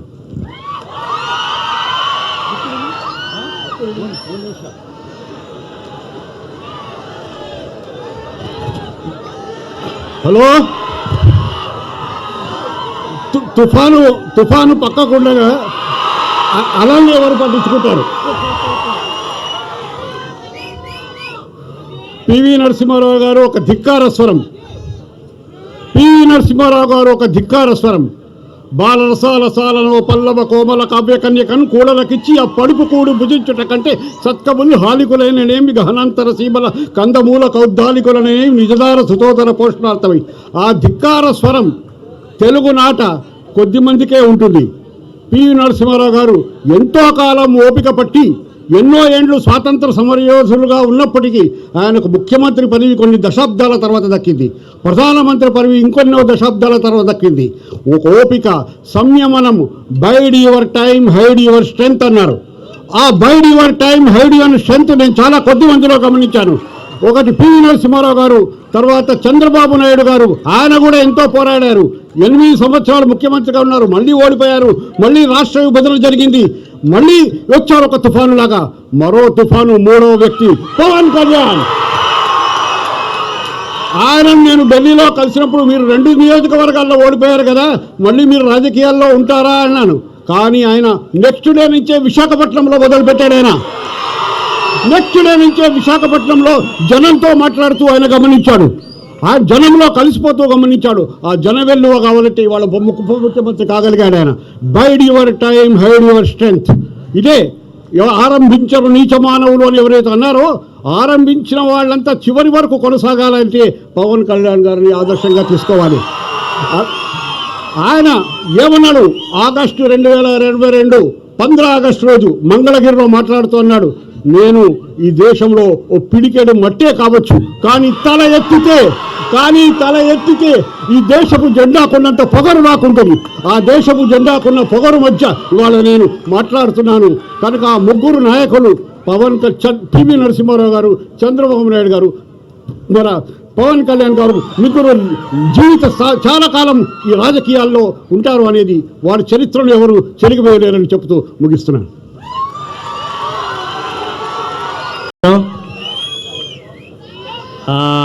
ఇప్పుడు పివి నరసింహారావు గారి పుస్తకావిష్కరణ చేయవలసిందిగా సాహిత్య అకాడమీ వాళ్ళు ప్రచురించిన పుస్తకాన్ని ఆవిష్కరించాలి పవన్ కళ్యాణ్ గారు.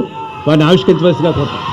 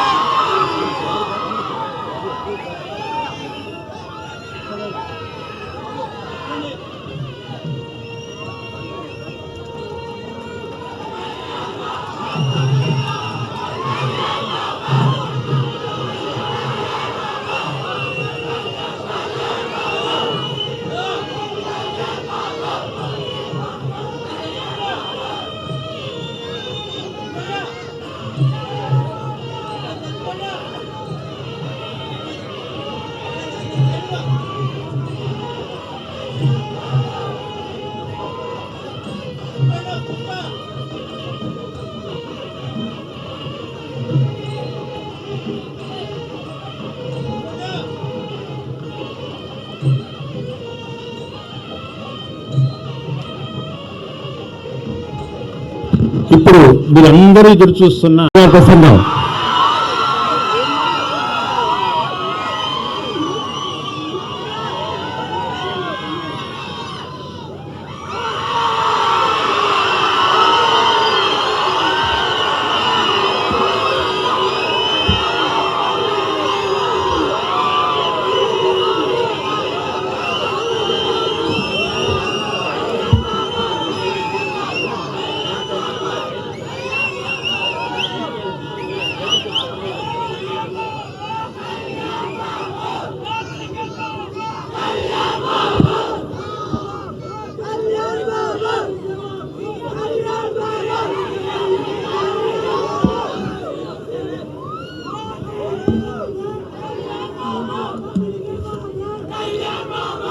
అందరికీ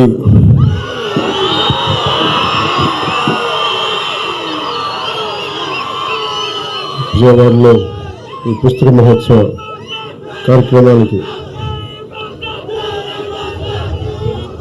విజయవాడ పుస్తక మహోత్సవం 30వ పుస్తక మహోత్సవానికి నన్ను అతిథిగా ఆహ్వానించినందుకు మనస్ఫూర్తిగా నా హృదయపూర్వక నమస్కారాలు. ఇక్కడికి విచ్చేసిన పాత్రికేయులకి, విశిష్ట అతిథులకి, ఇక్కడికి విచ్చేసిన అభిమానులందరికీ నా హృదయపూర్వక నమస్కారాలు. అలాగే కృతివెంటి శ్రీనివాసరావు గారికి, మానికొండ నాగేశ్వరరావు గారికి, అప్సరస కృష్ణారావు గారికి, శ్రీ లక్ష్మయ్య గారికి, మనోహర్ నాయుడు గారికి మనస్ఫూర్తిగా నా హృదయపూర్వక నమస్కారాలు. అలాగే ఎన్ఎస్కో విజయ్ కుమార్ గారికి నా ప్రత్యేకంగా నాకు ధన్యవాదాలు తెలియజేసుకుంటా ఉన్నాను. విజయవాడ బుక్ ఫెస్టివల్ మున్సిపల్ స్టేడియంలో గత సంవత్సరాలుగా నిర్వహిస్తూ నన్ను ఆహ్వానించారు. ముందు ఆహ్వానించినప్పుడు నేను అడిగాను, ఎక్కడ ఇది అంటే వేరే స్టేడియం పేరుతో చెప్పారు నాకు. దేనికి అంటే రెగ్యులర్గా ఉండే మున్సిపల్ స్టేడియం ఇవ్వట్లేదు, దీనికి అన్నిటికీ అన్ని మున్సిపల్ స్టేడియం బేసిక్లీ స్పోర్ట్స్ కోసం కదా స్టేడియంస్ ఉంది, అందుకని పుస్తకాలకి మన ఈ బుక్ ఎగ్జిబిషన్ అందుకని ఇవ్వట్లేదు అనేది ప్రభుత్వ అధికారులు చెప్పారని మనోహర్ నాయుడు గారి దృష్టికి తీసుకొస్తే వెంటనే మున్సిపల్ అడ్మినిస్ట్రేషన్ సెక్రటరీ గారికి, కన్నబాబు గారికి, అలాగే గౌరవ మంత్రి honourable minister for municipal administration and urban development వారికి కూడా తెలియజేశాను, పొంగూరు నారాయణ గారికి కూడా. ఖచ్చితంగా మున్సిపల్ స్టేడియంస్ అనేది దేహదారుఢ్యానికి, రన్నింగ్ కావచ్చు, స్పోర్ట్స్కి కావచ్చు. నేను చెప్పింది ఎందుకు ఇవ్వాలి మనం దీనికి అని అనడానికి నేను ఒకటే మాట చెప్పాను, books are the training weights for the mind. శారీరక దారుఢ్యానికి పరిగెట్టడాలు ఇవన్నీ ఎంత అవసరమో పుస్తకాలు కూడా training weights of the mind. అందుకని ఆ మాట చెప్పగానే వెంటనే పర్మిషన్ ఇచ్చినందుకు ముందుగా కన్నబాబు గారికి, పొంగూరు నారాయణ గారికి మనస్ఫూర్తిగా నా ధన్యవాదాలు తెలుపుతా ఉన్నాను. ఎందుకంటే మీకు ఎందుకు ఇక్కడే ఉండాలంటే మీకు అందుబాటులో ఉంటుంది, ఇక్కడ సిటీ మధ్యలో ఉండాలి, మీరు రావడానికి బాగుంటుంది. నాకు ఇందాక నుంచి నా పరిస్థితి ఎలా ఉంది అంటే,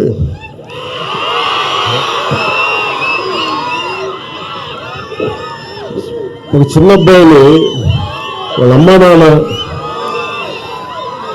ఒక ఆట స్థలం, ఒక క్రీడా స్థలానికి తీసుకెళ్ళి కానీ, ఒక టాయ్ షాప్కి తీసుకెళ్ళి కానీ, ఒక బొమ్మల దుకాణానికి తీసుకెళ్ళి కానీ అతన్ని కూర్చోబెట్టి అలాగే అతని కంట్రోల్గా పక్కన కూర్చోబెడితే వచ్చిందేమో బొమ్మలను చూడడానికి, కొనుక్కోవడానికి. ఇవన్నీ తల్లిదండ్రులు కూర్చొని హోల్డ్ చేసి మిగతా మాట్లాడితే ఎలా ఉంటుందో నా పరిస్థితి ఎలా ఉంది. చుట్టుపక్కల పుస్తకాల షాపులు. నేను ఎంఎస్కే విజయ్ కుమార్ గారిని చిన్న కోపం కూడా ఉంది. నాకు ఇంతసేపు నాకు తెలియదు, లేదంటే ఇప్పటికి నేను ఏమంటుంది దీపం వెలిగించి వెళ్ళిపోయే మైండ్ సెట్లో ఉన్నాను నేను. అంటే ఎందుకు చెప్తున్నానంటే, నాకు జీవితంలో ధైర్యం ఇచ్చింది, నాకు నిలబడే ధైర్యాన్ని ఇచ్చింది నా పుస్తకాల ధైర్యాన్ని ఇచ్చినాయి. నేను ఎప్పుడు అంటే ఈ సందర్భంగా నాకు ఒక పుస్తకాల షాప్ రన్ చేసే నాకంటే చాలా సూపర్ సీనియర్ అయిన రమేష్ గారని భవానీ బుక్ సెంటర్ అని రన్ చేసేవాళ్ళు నెల్లూరులో. స్కూల్ అసైన్మెంట్స్కి, సోషల్ అసైన్మెంట్స్కి వెళ్ళి ఏం కొనుక్కుంటా ఉండేవాడిని. అలాగే నాకు స్నేహం, ఆయన బుక్ షాప్ ఓనర్, నేనేమో 8th క్లాస్ ఊహించుకోండి, 7th క్లాస్. సో అది నాకు ఏం చేసింది, ఆయన బుక్ షాప్కి వెళ్ళి నేను కూర్చొని చదవటం, అది నాకు చాలా చాలా సహాయపడింది. దానికి ముందే నేను 5వ తరగతి నుంచో మాకు ఇంట్లో కొంత పుస్తక పఠనం అలవాటు, మా అమ్మగారి వల్ల, మా నాన్న వల్ల. మా నాన్న వల్ల క్లాసిక్స్, మా అమ్మ వల్ల తెలుగు సాహిత్యం. సో ముఖ్యంగా నాకు ప్రభావితం చేసిన వ్యక్తి అంటే ఈరోజు నేను చాలాసార్లు అనుకుంటాను, డబ్బులు 1 కోటి రూపాయలు ఇచ్చేటప్పుడు ఆలోచించాను, కానీ ఒక పుస్తకం ఇవ్వాలంటే చాలా ఆలోచిస్తాను.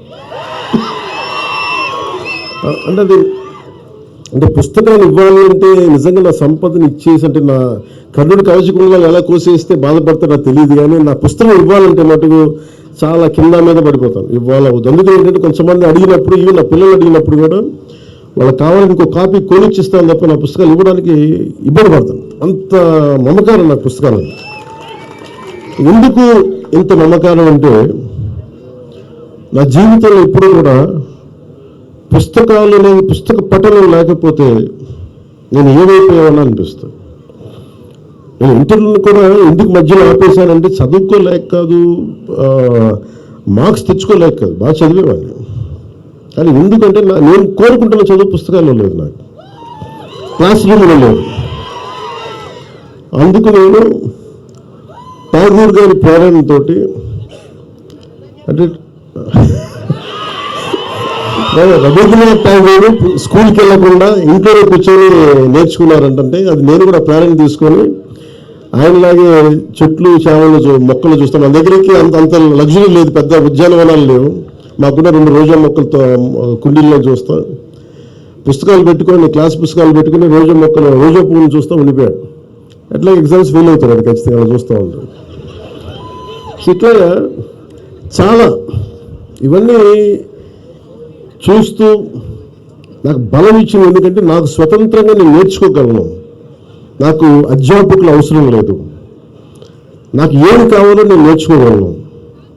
అది సైన్స్ కానీ, సోషల్ సైన్సెస్ కానీ, పాలిటిక్స్ కానీ, హిస్టరీ కానీ, నాకు వేరే టీచర్ అవసరం లేదు అనిపించింది. అందుకని నేను నా చదువు ఇంటర్లో వదిలేసి నేను చదవటం నేర్చుకున్నాను.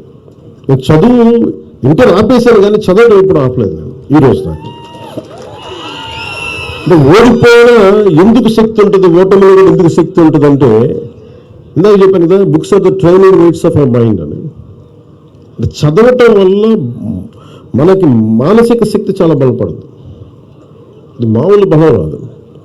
నేను చాలా సంపాదించాను అని అనుకున్నప్పుడు నాకు నిజంగా సినిమాలు గొప్ప విజయం సాధించడం నాకు ఎప్పుడు ఆనందం కలగల. నా వదిన కానీ, మా అన్నయ్య దగ్గరికి వెళ్ళిన, అదే నాకు బుక్ ఫెయిర్కి రాగానే నాకు ఎక్కడో మద్రాసులో ఇప్పుడు చెన్నైలో ఒక తెలుగు ఇట్లాగే బుక్ ఫెయిర్కి వెళ్ళేవాడు. అక్కడ బుక్ ఫెయిర్ జరిగేది, తెలుగు సెక్షన్ కూడా ఉంది. అందులో రకరకాల పుస్తకాలు. అప్పుడు నేను కొన్నది మొదటిది దేవరకొండ బాలగంగాధర తిలక్ అమృతం కురిసిన రాత్రి, అలాగే మార్క్ ట్వైన్ అనువాద ప్రచురణ, ఇవన్నీ కొనుక్కొని ఇంటికి. అలాగే నండూరి రామ్మోహన్ రావు గారి విశ్వదర్శనం, ఇవన్నీ మనకి ఇంటికి వచ్చి ఎప్పుడు ఓపెన్ చేయాలి అవి, ఆ కొత్త పుస్తకాల వాసన అది మర్చిపోవాలి. అవి ఓపెన్ చేయగానే దానికి కొత్త సువాసన ఉంటుంది. అంటే వర్షం చినుకు పడ్డప్పుడు ఎండిపోయిన నేలకి మట్టి వాసన ఎలా ఉంటుందో, ఒక కొత్త పుస్తకాన్ని తీస్తే ఆ వాసన, ఆ తర్వాత ఎంత మొత్తగా ఉంటుందో ఒక పుస్తకం ప్రేమికి తెలుసు దాని భావన.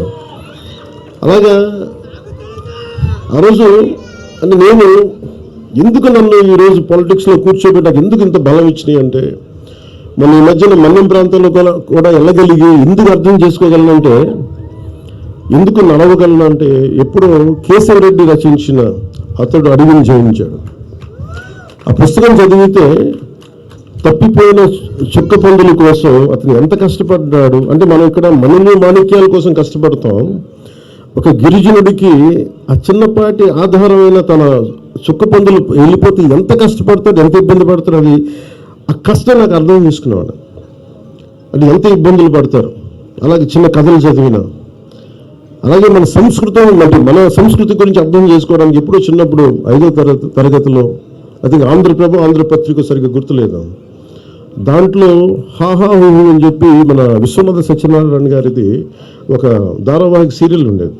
నాకు ఎందుకు గుర్తుండిపోయిందంటే ఏదో ఒక విదేశాల్లో పెద్ద బహుళంతస్తులు ఉన్న ఒక సెంటర్లో ఒక అశ్వముఖంతో ఉన్న మనిషి శరీరంతో ఒక గంధర్వుడు పడిపోయి ఉంటాడు, ఇలా మూర్చపడిపోయి ఉంటాడు. ఆ ఫోటో చూశాను, ఆ దాన్ని చదవడం స్టార్ట్ చేశాను. ఆ హాహా హూహు చదివితే విశ్వనాథ సత్యనారాయణ గారిది మన సంస్కృతి పట్ల అవగాహన అర్థమవుతుంది. అంటే ఎంత గొప్ప సంస్కృతి అనేది, అంటే ఎంత గొప్ప సైన్స్ అన్నది ఫ్యాంటసీ సినిమా అంటే ఒక జగదేక వీరుడు విజయ అతిలోక సుందరం కూడా పంచాడు, దానికి మించింది అంటే ఎంత అద్భుతం. అలాగే గుగన్ జాషువా గారిది మనకి ఫిలదెల్ఫీ నా టీచర్ చెప్తే, నా తెలుగు మాస్టర్ గారు రమయ్య గారు వెంకటరమణ గారు చెప్తే ఎంత హత్తుకుపోయిందంటే నా గుర్రం జాషువా గారి మీద పాదాలకి నమస్కరించాలని అంత గౌరవం పెరిగిపోయింది. అంటే ఒక వ్యక్తి తాలూకు కష్టం, ఒక శ్రమ దోపిడిని ఎలా చేయకూడదు అనేది మనకి ఫిలదెల్ఫీలో అర్థమవుతుంది. అలాగే ఒక అడ్వెంచర్ అంటే ఇష్టం, ఎలా చేయాలనుకున్నప్పుడు చౌకుల పురుషోత్తం గారిది ఆయన బాల సాహిత్యం తెలియనప్పుడు బంగారం చేయడం ఎలా అని అది చదివినప్పుడు నాకు కూడా ఇంట్లో నుంచి పారిపోయి బంగారం ఎలా చేస్తే మన ఇంట్లో తీసుకొని తెచ్చేసుకోవచ్చు అనేది ఒక ఫ్యాంటసీ మైండ్ ఉంది. అలాగే ఇంకొంచెం వయసు వచ్చాక ఏది పాపం అని చౌకుల పురుషోత్తం గారిని చదివినప్పుడు ఎంతెంత కష్టాలు పడాలి, ఏమేమి నలుగుతారు మనుషులు అని. అలాగే గోపీచంద్ గారు ధర్మవడ్డీ చదువుతున్నప్పుడు మనుషుల స్వభావాలు ఎలా మారిపోతాయి, చెడ్డవాడుగా ఉన్నప్పుడు అందరూ భయపడతారు, మంచివాడుగా ఉన్నప్పుడు సమాజమే చెడ్డదైపు చంపేస్తుంది, ఇలాంటివి విన్నాం. ఇలా ఒక్కొక్క పుస్తకం చదువుతున్నప్పుడు లోపల చాలా తెలియని భావాలు, మనకు సమాజం పట్ల అవగాహన, ఇవన్నీ మనకి కదులుతూ ఉంటాయి. అలాగే విభూతి భూషణ్ బందోపాధ్యాయ గారిది వనవాసి చదివా మెడ్రాస్లో, చెన్నైలో, నేను 17-18 సంవత్సరాలు అనుకుంటా. చదువుతున్నప్పుడు ఒక రచయిత కళ్ళకు కట్టినట్టుగా ఒక అడవిలోకి వెళ్తే మోదుగు పూలు ఎలా వికసించుకున్నాయి, అది ఏదో అడవి దహించుకుపోతున్నట్టుందా, ఇలాంటి వర్ణన నన్ను కదిలించేసేది. నన్ను అందుకనే ఒక ప్రకృతి ప్రేమికులు చేసింది వనవాసి అనే ఒక నవల విభూతి భూషణ్ బందోపాధ్యాయ గారు రాసింది. అలా ఒక్కొక్క పుస్తకం ఒక్కొక్కలా ప్రభావితం చేస్తుంది. అఫ్కోర్స్ దాంతోపాటు ఆంగ్ల సాహిత్యం కానీ క్లాసిక్స్ కానీ ఒక్కటి కూడా నేను చెప్పగలను, తెలుగు సాహిత్యం మామూలు మన అదృష్టవంతులు కాదు. తెలుగు భాషలో మనందరం తెలుగు వారిగా పుట్టడం, అసలు ఎంత అద్భుతమైన సాహిత్యం ఉంది అంటే, ఎంత అద్భుతమైన సాహిత్యం ఉందంటే మనం నేర్చుకోవాలి, చదవాలి. కానీ మన మైండ్స్ ఎంత ఓపెన్ అప్ అవుతే మనకి ఊహించలేము. మనం ఇందాక ఇప్పుడు నాలాంటి వాడి భాష కంటే కంటే నాలాంటి వాడి ఉపన్యాసం కంటే కూడా ఇందాక శ్రీనివాసరావు గారికి మనస్ఫూర్తిగా నేను క్షమాపణ చెప్తా ఉన్నాను, కె శ్రీనివాసరావు గారికి. ఎందుకంటే నేను మధ్యలో ఆపేసి అర్ధాంతరంగా ఆపేశాను. అంటే ఆయన భారతదేశంలో ఉన్న అన్ని భాషల్లో ఉన్న కీలకమైన కథలన్నీ ఆయన ఇంగ్లీష్లో ఇండియన్ స్టోరీస్ ఒక ఫస్ట్ వాల్యూమ్ ఆయన సంకలనం చేసి నాకు ఇచ్చారు. ఇప్పుడు ఇందాక మనస్ఫూర్తిగా వారికి నా ధన్యవాదాలు తెలుపుతున్నాను. అంటే మనం ఎందుకు అర్థం చేసుకోవాలి అంటే, నాలంటే ఒక పాపులర్ ఫిగరే, ఎక్కువ మందికి తెలిసి ఉండొచ్చు. కానీ నిజంగా జ్ఞానం ఉన్న వాళ్ళు ఎక్కువ మాట్లాడరు. మనం వెళ్ళాలి వాళ్ళ దగ్గరికి. ఇప్పుడు శ్రీనివాసరావు గారు కానీ వేదిక పైన పెద్దలందరూ కూడా మనం వాళ్ళ దగ్గర నుంచి నేర్చుకోవాల్సింది చాలా ఉంది. మేబీ నాలాంటి ప్రాచుర్యం ఉన్న వ్యక్తి, పాపులారిటీ ఉన్న వ్యక్తి అలాంటి మహానుభావుల గురించి తెలియజేస్తే, వేదిక పైన మహానుభావుల గురించి తెలియజేస్తే అది నిజంగా సమాజానికి చాలా గొప్ప సేవ చేస్తుంటాం. అంటే మనం పాపులారిటీ ఉన్నంత మాత్రాన వాళ్ళు మేధావులు కాదు, నాతో సహా. ఎందుకంటే ఒక కథ రాయాలి అంటే భాష మీద ఎంత పట్టు ఉండాలి, వ్యాకరణం మీద ఎంత పట్టు ఉండాలి, అసలు ఒక్కొక్క పదప్రయోగం మీద ఎంత పట్టు ఉండాలి. ఎందుకంటే నేను స్క్రీన్ ప్లే కూడా రాస్తాను కాబట్టి నాకు తెలుసు ఎంత కష్టమో నాకు తెలుసు. ఒక స్పీచ్ రాయాలంటే నాకు ఎంత శ్రమ పడతానో నాకు తెలుసు. మనం తిరుపతిలో సనాతన ధర్మం గురించి ఒక స్పీచ్ రాయాలంటే ఒక 6 గంటలు, నాకు ఆల్మోస్ట్ 7 గంటలు పట్టింది ఆ స్పీచ్. పొద్దున్న కూర్చుంటే తిరుమలలో కూర్చొని రాయడానికి. అది రాస్తున్నప్పుడు నాకు అర్థమవుతుంటుంది ఒక శ్రీ తాలూకు ఎంత వేదన పడితే ఒక మహాప్రస్థానం వచ్చి ఉంటుంది, ఎంత జ్వలించిపోతే ఒక వర్షం కురిసిన, ఒక అమృతం కురిసిన రాత్రి వచ్చి ఉంటుంది, తిలకి ఎంత జ్వలించిపోయి ఉంటాయి. అంటే ఒక్కొక్కరి గురించి. అలాగే విశ్వనాథ గారు అన్ని గొప్ప కావ్యాలు రాయగలిగారంటే ఎంత దహించుకుపోవాలి ఆయన. అంటే ఎంత ఆయన కూర్చొని వంట చేస్తూ నోటితో ఆయన రాయలేదని చెప్తారు ఆయన ఇప్పుడు ఆయన గురించి. అసలు చెప్తూనే కథ నోట్ చెప్పేవాళ్ళు. మళ్ళీ ఈరోజు ఆపేసిన కథ మళ్ళీ రేపు పొద్దునకి మళ్ళీ అందిపుచ్చుకొని మళ్ళీ అది కంటిన్యూ చేయటం. అలాంటి మన విజయవాడలో మహానుభావులు.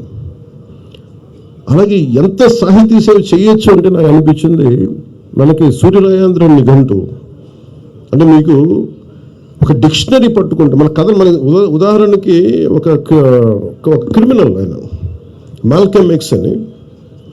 మాల్కమ్ ఎక్స్ ఒక చిన్న కార్ థెఫ్ట్లో పట్టుకొని కార్ని జాక్ చేస్తే దొంగతనం చేస్తే పట్టుకొని ఆయన జైల్లో పెడితే 18-19 ఏళ్ళప్పుడు ఆల్మోస్ట్ జైల్లో చాలా సంవత్సరాలు ఉంటున్నాడు. ఆయన దొరికిన ఒకటే ఒక పుస్తకం, ఒక ఇంగ్లీష్ డిక్షనరీ. అతనికి ఆల్ఫాబెట్స్ తెలియదు, కొద్దిగా నేర్చుకొని కేవలం ఒక డిక్షనరీని చదివితే సంపూర్ణమైన జ్ఞానం వచ్చేసింది ఆయన. అలాగే నాకు నిజంగా ఈ రోజున మీ అందరి ముందు నేను తెలుగుని సరిగ్గా నేర్చుకున్నందుకు నేను నిజంగా చింతిస్తున్నాను. ఈరోజు బాధపడుతున్నాను. నా తెలుగు అధ్యాపకుల్ని నేను సరిగ్గా అర్థం చేసుకున్నందుకు నేను బాధపడుతున్నా. వాళ్ళు శపించారేమో నన్ను, అందుకే నేను తెలుగు సరిగ్గా నేర్చుకోలేకపోయాను. అందుకే ఇప్పుడు తపన పడుతున్నా. కానీ ఇప్పుడు తపన పడ్డా కానీ ప్రయోజనం ఉంది. వ్యాకరణం ఇప్పుడు కొత్తగా నేర్చుకొని తపన పడాలంటే, ఈ పనుల మధ్యలో నేర్చుకోవాలంటే ఆ నేర్చుకునే సమయం దాటిపోయింది. నేర్చుకోవచ్చేమో కానీ ఇప్పుడు నేను నిజంగా చింతిస్తున్నాను. అలాంటి బాధ మీకు రాకూడదని చెప్పి ముఖ్యంగా స్కూల్లో ఉన్న విద్యార్థులందరికీ తెలుగు వ్యాకరణం మీద చాలా బలంగా దృష్టి పెట్టండి. ఇంగ్లీష్ నేర్చుకున్నది, ఇంగ్లీష్ చాలా అవసరం, నేను కాదనట్లేదు. కానీ మాతృభాషని అర్థం చేసుకోకుండా ఇంగ్లీష్ ఏ భాషను నేర్చుకోలేదు. అది మటుకు మనం అంతేగాని అది ఇంగ్లీష్లో మాట్లాడినంత మాత్రం ఇంగ్లాండ్లో అందరూ ఇంగ్లీషే మాట్లాడతారు. అక్కడ పేదరికం ఉండకూడదు. ఇంగ్లీష్కి పేదరికానికి జ్ఞానానికి సంబంధం లేదు. ఇంగ్లీష్ వస్తే జ్ఞానం వచ్చినట్టు కాదు. అందుకని ఇదొక్కటి, దానికి తెలుగు భాష చాలా చాలా కీలకం. మాతృభాషను నేర్చుకోవటం, అలాంటి మాతృభాషకి ఇవన్నీ పెంపొందించడానికి ఇవన్నీ పనిచేస్తాయి. బుక్ ఫెయిర్స్ ఇలాంటివన్నీ. ఒక్కొక్క పుస్తకం ఎంత విలువైందో మనకు తెలియదు. ఎంత ట్రైనింగ్ వెయిట్స్ అని చెప్పాను కదా, ఒక్కొక్క పుస్తకంలో ఎంత ఇన్ఫర్మేషన్ ఉంటుందో మనకు తెలియదు. చదివితే తప్ప దాని లోతు అర్థం కాదు.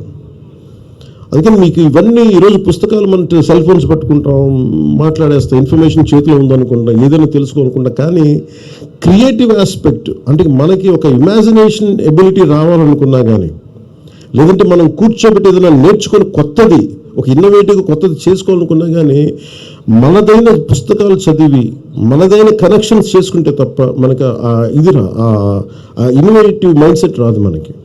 అందుకని పుస్తక పఠనం అనేది చాలా కీలకం. గొప్ప రచయితని నేను ఎప్పటికీ రచయితని కాకపోవచ్చేమో, కానీ రచయితల తాలూకు కష్టాన్ని చాలా అద్భుతంగా అర్థం చేసుకునేవాడిని, మనసు లోతుల నుంచి అర్థం చేసుకునేవాడిని. అందుకని నాకు రచయితల మీద, కవులు, కళాకారుల మీద అపారమైన గౌరవం ఉంది.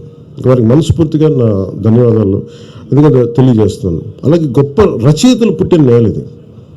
మన ఈ మధ్యలో సంభాషణలో కూడా నేను మాట్లాడుతూ ఒక విశ్వనాథ సత్యనారాయణ గారు ఇదే మన అమెరికాకి వెళ్తే, ఏ విదేశాలు యూరోప్కి వెళ్తే ఒక్కొక్క రచయితలు ఇంకా షేక్స్పియర్ ఇల్లు ఇది ఇలా ఉంటుంది, ఆయన ఇలా ఇక్కడ కూర్చున్నాడని చెప్తారు. అలాగే ఐన్స్టైన్ ఇల్లు ఇంకా అలాగుంది, అపార్ట్మెంట్ ఇక్కడ మన జెనీవా.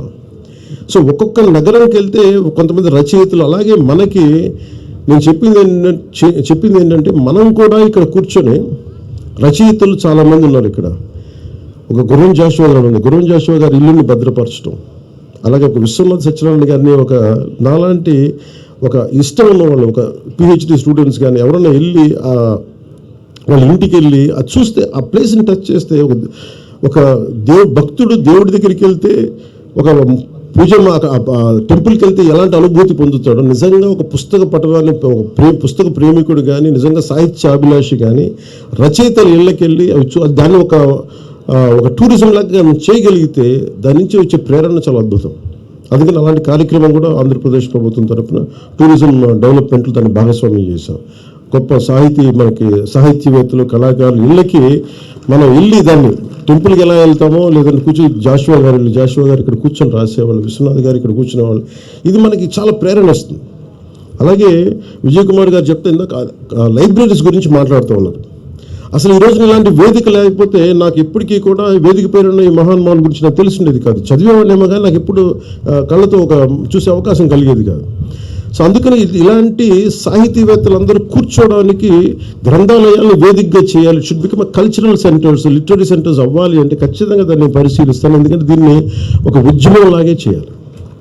ఎందుకంటే మనం 2047లో ఒక అద్భుతమైన ప్రగతి చెందిన రాష్ట్రం అవ్వాలి అంటే మనం కూర్చొని జ్ఞానం ఉన్న సమాజం లేకపోతే, సాహిత్యం మీద ఒక బలమైన ఒక అవగాహన ఉన్న వ్యక్తి సమూహం లేకపోతే మనం ఏం చేయలేం. అంటే మన చేతుల్లో పుస్తకాలు ఉన్నాయి. ఈరోజు ఒక్కొక్క పుస్తకం మీరు చూస్తే మీరు ఆలోచించాల్సింది, ఆ పుస్తకం రాసే ఒక పేజీ మనం రాయగలమో మనం ఆలోచించాలి. పుస్తకం నచ్చిందా నచ్చలేదా సెకండరీ, అసలు రాయాలంటే ఎంత కష్టపడాలి. భాషలో ఏముంటుందని, ఉచ్చారణలో ఏముంటుందని, మనం మాట్లాడేటప్పుడు తప్పులు దొరలకుండా, రాసేటప్పుడు తప్పులు దొరలకుండా రాయాలంటే ఎంత కష్టపడాలి. ఇది మనం అర్థం చేసుకున్నప్పుడు ముందు చాలా గౌరవం పెరుగుతుంది రచయితల మీద. అలాగే తర్వాత మనం నచ్చినాయా, అది మనం ఎలా ప్రభావితం చూపించినాయి. ఒక శ్రీశ్రీ గారి మహాప్రస్థానం కానీ ఒక్కొక్క రచనలు, అలాగే ఎంతోమంది కాంటెంపరీ రచయితలు మనం అర్థం చేసుకోవచ్చు, వాళ్ళ దృక్పథం అర్థం చేసుకోవచ్చు. ఇవన్నీ మనకి మనస్ఫూర్తిగా మీకు జ్ఞానాన్ని పెంపొందించేది ఇలాంటి బుక్ ఫెయిర్స్. అందుకని మనస్ఫూర్తిగా నేను మరొకరు అందరికీ ధన్యవాదాలు తెలుపుకుంటా ఉన్నాను.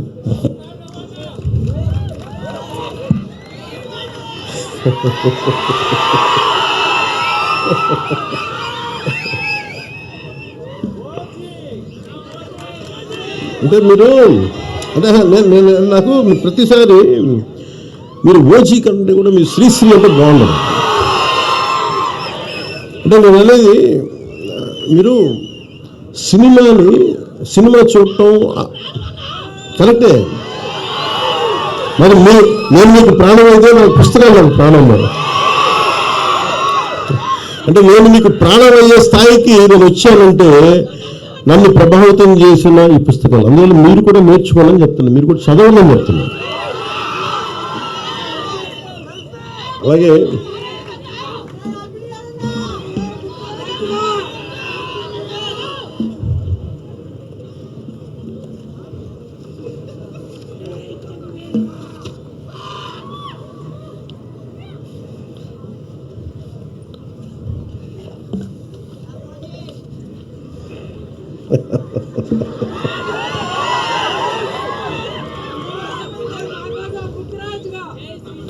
అంత జ్ఞానం ఉండి వాడికి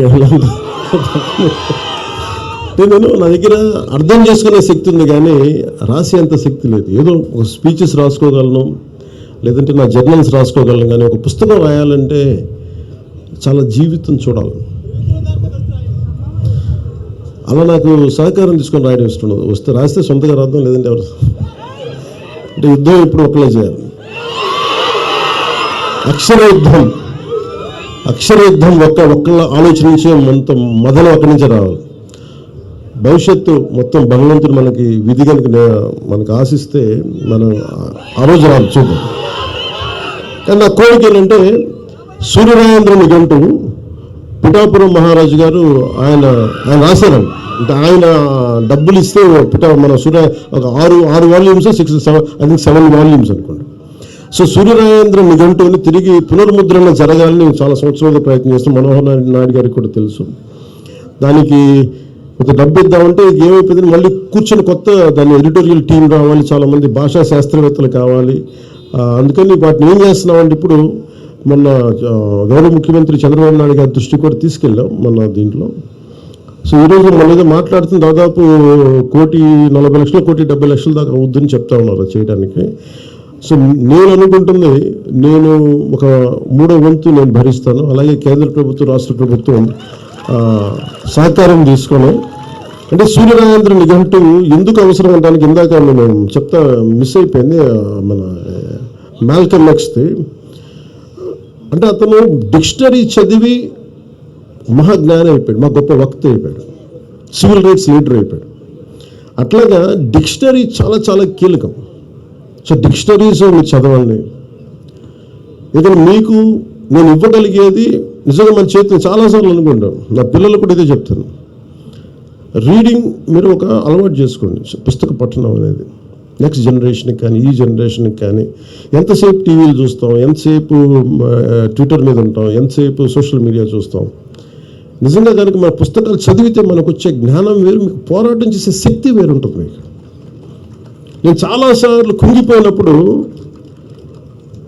ఒక శేషేంద్ర నాకు ఉత్సాహాన్ని ఇచ్చాడు, గుంటూరు శేషేంద్ర. అలాగే నాకు తిరుగుబాటు చెయ్యాలి, గది మనకు దారి తెన్ను లేదు, కానీ చీకట్లో ఒక దీపంలా కనిపిస్తుంది అనేది చెప్పడానికి నాకు దేవరకొండ బాలగంగాధర్ తిలక్ నాకు దారి చూపించారు. వాళ్ళు ఎవరు నా దగ్గర ప్రత్యక్షంగా ఎవరు లేరు, కానీ వారి మాటలు నాకు గైడెన్స్ ఇచ్చినాయి. సో అందుకని మీకు ప్రతిదీ ఈ కనిపిస్తున్న ప్రతి పుస్తకం అది మీకు ఒక సంపద, అది మీకు ధైర్యం ఇచ్చేది మీకు. అందుకని ఆ ధైర్యాన్ని మీరు సంపాదించుకోమని, ఎందుకంటే నేను ఒక్కరిని చేసే పోరాటం కాదు ఇది. మీలాంటి యువకులు పెద్దవాళ్ళందరూ కూడా మనం కూర్చొని ఎవరైతే తెలుగు భాషా శాస్త్రవేత్తలు ఉన్నారో, అధ్యాపకులు ఉన్నారో, తెలుగు పండితులు ఉన్నారో, ముందుగా మనం చేసిన సరిగ్గా నేర్చుకున్నందుకు వారి కాళ్ళకి నమస్కారం పెట్టాలండి మనస్ఫూర్తి. ఎందుకంటే మీరు ఎంత కష్టపడితే డబ్బులు ఉండవు దాంట్లో. తెలుగు అధ్యాపకులు కావాలంటే డబ్బులు ఉండాలి. మొన్న మధ్యన స్కూల్లో కూడా చెప్పారు, అధ్యాపకులు హైయెస్ట్ పెయిడ్ వ్యక్తులు అవ్వాలి, జీతాలు వాళ్ళకి ఎక్కువ ఉండాలి.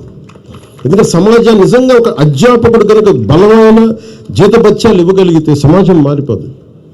ఆ విధంగా నేను కోరుకుంటా ఉన్నాను, అలాంటి జరగాలని చెప్పి మనస్ఫూర్తిగా నాకు ఈ అవకాశాన్ని ఇచ్చిన ఈ మొత్తం ఈ బుక్ ఫేర్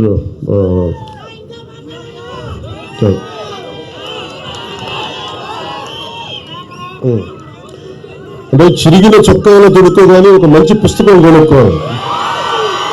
ఇది వీరేశలింగం పంతులు గారు, చొక్కా చినిగిపోయిన పర్లేదు కానీ మంచి పుస్తకం ఉండాలి. అలాగే మనకి పుస్తకాలు లేకుండా నేను రోడ్డు మీదకి బయటికి రాను. ఇప్పుడు నేను చాలాసార్లు వెళ్ళినప్పుడు నాకు భయం వచ్చేసి పుస్తకాలు పక్కన లేకపోతే ఏదో కోల్పోయినట్టు. నేను కోట్లు వదిలేసుకున్నాను, కోట్లు డబ్బులు ఇవ్వలేదు, నాకు కోట్లు పోగొట్టుకున్నాను, కోట్లు ఇచ్చేసాను, కానీ పుస్తకాలు నా పక్కన ఉన్నంత కాలం నాకు అవి ఎప్పటిలా ఉంటుందంటే నన్ను ఒక అంగరక్షకుల్లో కాపాడుతాయి. నాకు ఎంత ధైర్యం ఉంటుందంటే, నా జీవితంలో మొట్టమొదటిసారి మా వదిన గారిని అడిగేవాడిని, నాకు కొంచెం అంటే నాకు పాకెట్ మనీ కావాలని నాకు పెద్ద వేరే అలవాటు లేదు, పుస్తకాలు చదవటం అలవాటు. సో ఆ పుస్తకాల కోసం వెళ్ళి మా వదిన ఏదో అడిగితే కూర్చోబెట్టి ఏదో డబ్బులు ఇచ్చేది. ఆ డబ్బులు చూడడం పరిగెత్తికి బుక్ షాప్కి వెళ్ళి బుక్స్ కొనుక్కొని అలా అన్నీ కలెక్ట్ చేసుకున్నాయి. సరిపోయేగా నాకున్న కోరిక సరిపోయేగా. నేను చాలాసార్లు ఒక తొలి ప్రేమకి కొంత డబ్బు వచ్చింది, ఎప్పుడు పుస్తకాలు చూసేవాడిని, కానీ నేను కోరుకున్న దానికి ₹1,00,000. మీరు ఊహించుకుంటే నా రెమ్యూనరేషన్ 15 లక్షలు అండి. నేను ₹1,00,000 పుస్తకం, 1,00,000 2 లక్షల పుస్తకాలు కొనుక్కున్నాను. అంటే వెళ్ళి పుస్తకాలు కొనుక్కున్న ఆ బుక్ షాప్లోకి వెళ్తే ఎంత అనిపించిందంటే, నేను ఏదో మొత్తం ఒక బ్యాంక్ వాల్ట్లోకి వెళ్తే కొన్ని లక్షల కోట్లు కనిపిస్తే ఎలా ఉంటుందో నాకు లోపల అలా ఉంది. చేతులు జేబులో డబ్బులు ఉన్నాయి, ఎదురుగా పుస్తకాలు ఉన్నాయి. ఒక్కొక్క పుస్తకాన్ని నాకు నచ్చిన పుస్తకం కొనుక్కొని రూమ్లో పెట్టుకొని ఒక 3 రోజులు నిద్రపోలేదు. నేను అది చూస్తూ ఉన్నాను, కొంచెం చదువుకుంటా ఉన్నాను, మళ్ళీ ఆ పుస్తకం తీసి అంటే కక్కుర్తి, ఆతృత, ఇది చదివేయాలి. అందుకే నేను అంటే ఒక జీవిత కాలంలో కార్ల్ సగాన్ చెప్పినట్టుగా 10,000 పుస్తకాలు చదవగలడు ఒక మనిషి. 10,000 పుస్తకాలు చాలా బలంగా చదవగలడు సంపూర్ణంగా. ఆ 10,000 పుస్తకాలు ఎలా చదవాలి అనేది మనం ఒక స్ట్రాటజీతో నిర్ణయించుకోవాలి. మన ఇష్టాలు ఏంటి, మన అయిష్టాలు ఏంటి, ఏ పుస్తకం మనకు అవసరం, ఏ పుస్తకం మనకు అనవసరం, ఇవన్నీ పెట్టుకొని మీరు కూడా పుస్తక ప్రియులు కావాలి, గొప్ప సాహితీ వేత్తలను గౌరవించే వ్యక్తులు కావాలి, మీరు తెలుగు భాషను పరిరక్షించే మీరు సైనికులు కావాలని మనస్ఫూర్తిగా కోరుకుంటూ మీ అందరికీ ధన్యవాదాలు తెలియజేసి ఇక్కడికి వచ్చిన ఈ బోర్డు అందరికీ కూడా ప్రతి ఒక్కరికి పేరు పేరున ధన్యవాదాలు తెలుపుకుంటూ సెలవు తీసుకున్నాను. తెలుగు తల్లికి ధన్యవాదాలు తెలుపుకుంటూ, ఎందుకంటే మా తెలుగు తల్లికి మల్లెపూ దండ తింటున్నప్పుడల్లా నేను మైమర్చిపోతాను. అలాంటి తెలుగు తల్లికి, తెలుగు మాతృ భాష మనకి ఇచ్చిన ఆ తెలుగు తల్లికి మనస్ఫూర్తిగా ధన్యవాదాలు తెలుపుకుంటూ, విజయ్ కుమార్ గారికి ఇక్కడికి వచ్చిన దీన్ని నిర్వహించిన ప్రతి ఒక్కరికి పేరు పేరున ధన్యవాదాలు తెలుపుకుంటూ, ఇక్కడికి వచ్చిన అభిమానులందరికీ, ఇక్కడికి వచ్చిన మౌనంగా కూర్చొని మీ ప్రేమనిస్తున్న ఇక్కడ సాహితీ ప్రియులందరికీ మనస్ఫూర్తిగా మీ ధన్యవాదాలు తెలుపుకుంటూ, అలాగే దీనికి అద్భుతమైన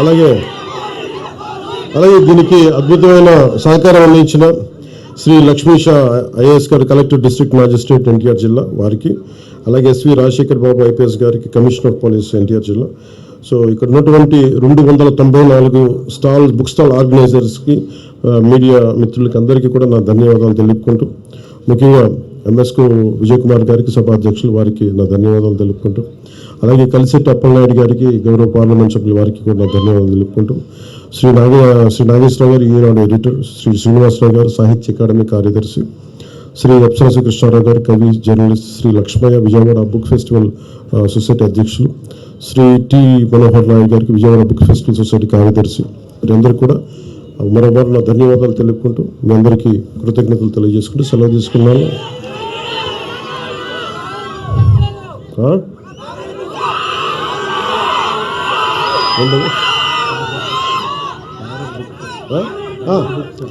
ఫేవరెట్ బుక్స్ అని ఒకటేలా చెప్తే చాలా ఉన్నాయి.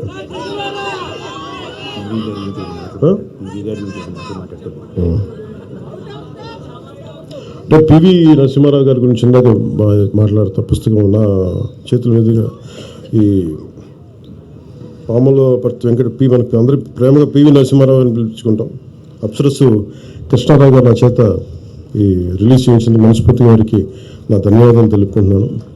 అంటే పివి నరసింహారావు గారి గురించి చెప్తారు, ఆయన మొత్తం సర్ది పెట్టేసుకొని ఇంక నేను ప్రధానమంత్రి ఇవన్నీ ఢిల్లీలోకి రాజకీయాలు లేవని చెప్పి ఆయన ఉన్నదల్లా ఆయన గ్రంథాలయాన్ని తిరిగి ఆయన కరీంనగర్ దగ్గర ఆయన సొంత గ్రామానికి తీసుకెళ్ళిపోతా ఉంటే అప్పుడు ఆయన ప్రధానమంత్రి అయ్యారు. ఆ సమయంలో ఆయన రాస్తుంది ఏంటంటే సహస్ర ఫండ్ అని, 1000 పడగలు, విశ్వనాథ సత్యనారాయణ గారి 1000 పడగలు హిందీలో అనువదిస్తా ఉన్నాం. ఆ సమయంలో ఆయన ప్రధానమంత్రి, మళ్ళీ ముగించుకొని ఆయన ప్రధానమంత్రి అయ్యారు. అంటే అలాంటి సాహితీవేత్త, అంటే చాలా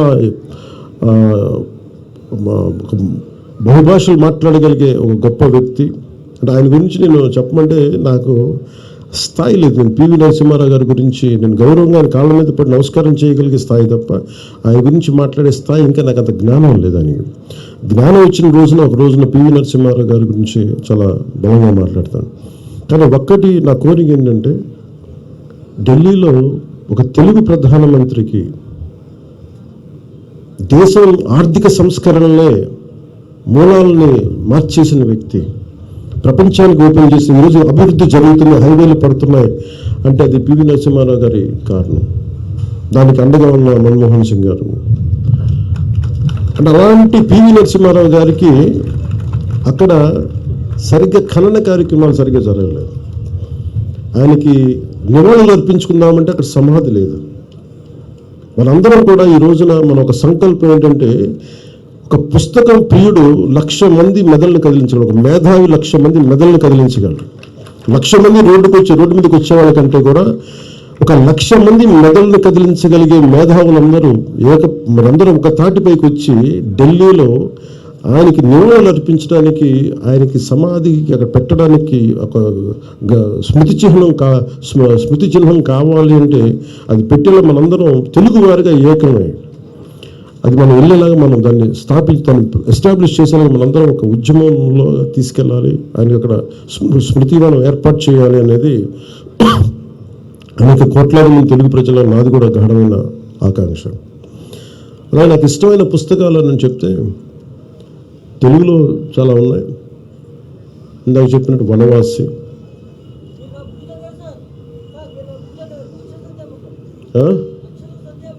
అక్షర సత్యామృతం, తెలుగులో వనవాసి, అలాగే చివుకుల పురుషోత్తం గారిది ఏది పాపం అని నేను నేర్చుకున్నాయి. అలాగే ఇంగ్లీష్లో బాగా ప్రభావితం చేసిన వి ద నేషన్, మన నాని పాల్కివాలా గారిది we the nation and we the people. The list goes on, చాలా ఉందా లిస్ట్. కానీ ఎప్పుడైనా మీరు కోరుకున్నట్టుగా ఇలా సభలో కాకుండా అప్పుడప్పుడు నా ట్విట్టర్ని వేదికగా చేసుకుని దాంట్లో చెప్తూ ఉంటాను. ఇదివరకు పెట్టామని, కానీ మరీ కొంచెం అతిగా ఉంటుంది, వీడు ఎక్కువ షో పడుతున్నాడు అనుకుంటాను చెప్పి నాకు ఇబ్బంది. అంటే ఒకసారి అంటే ఇది ఒక్కడే చదువుతున్నప్పుడు నేను చదవట్లేదు అంటారు, భయం వేసి నేను పెట్టడం మానేసి. బట్ కానీ మీరు చెప్పారు కాబట్టి అప్పుడప్పుడు పెడతాను. Thank you. జై హింద్.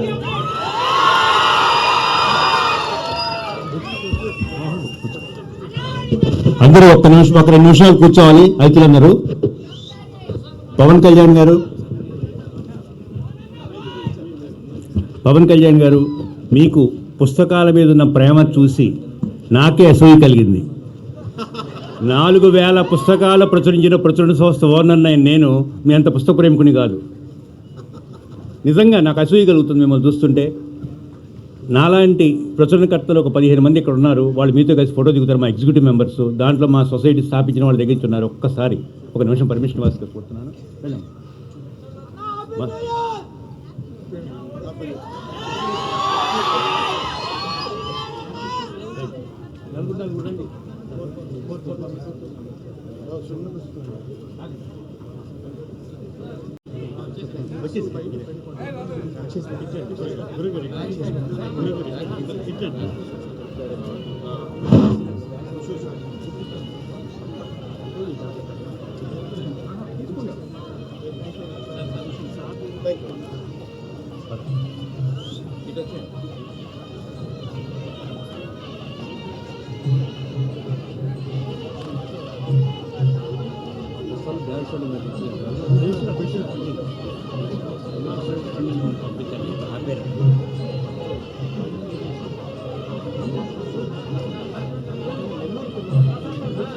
చూడండి చూడండి.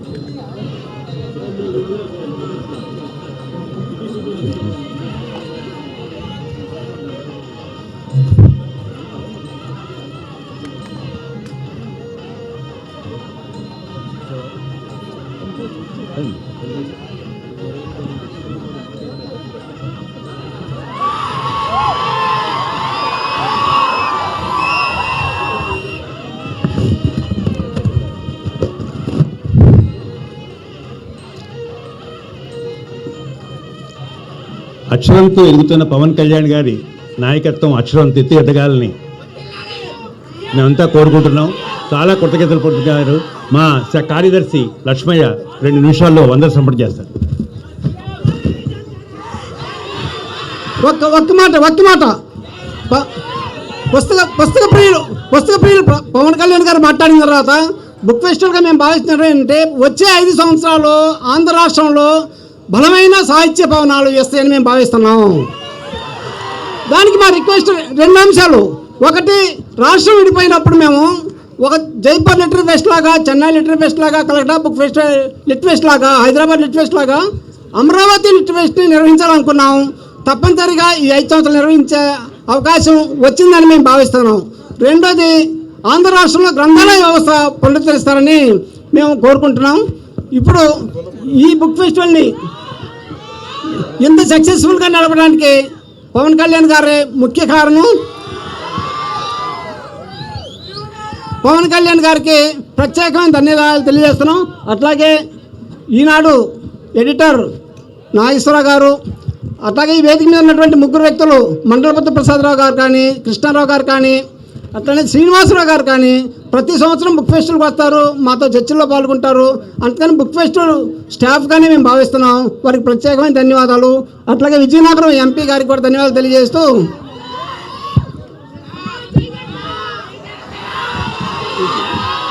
సమావేశం ముగిసిందని తెలియజేస్తున్నాం. ధన్యవాదాలు. మీ యొక్క విలువైన సమయాన్ని వెచ్చించినందుకు ఉప ముఖ్యమంత్రి వర్యులు ఆంధ్రప్రదేశ్ ప్రభుత్వం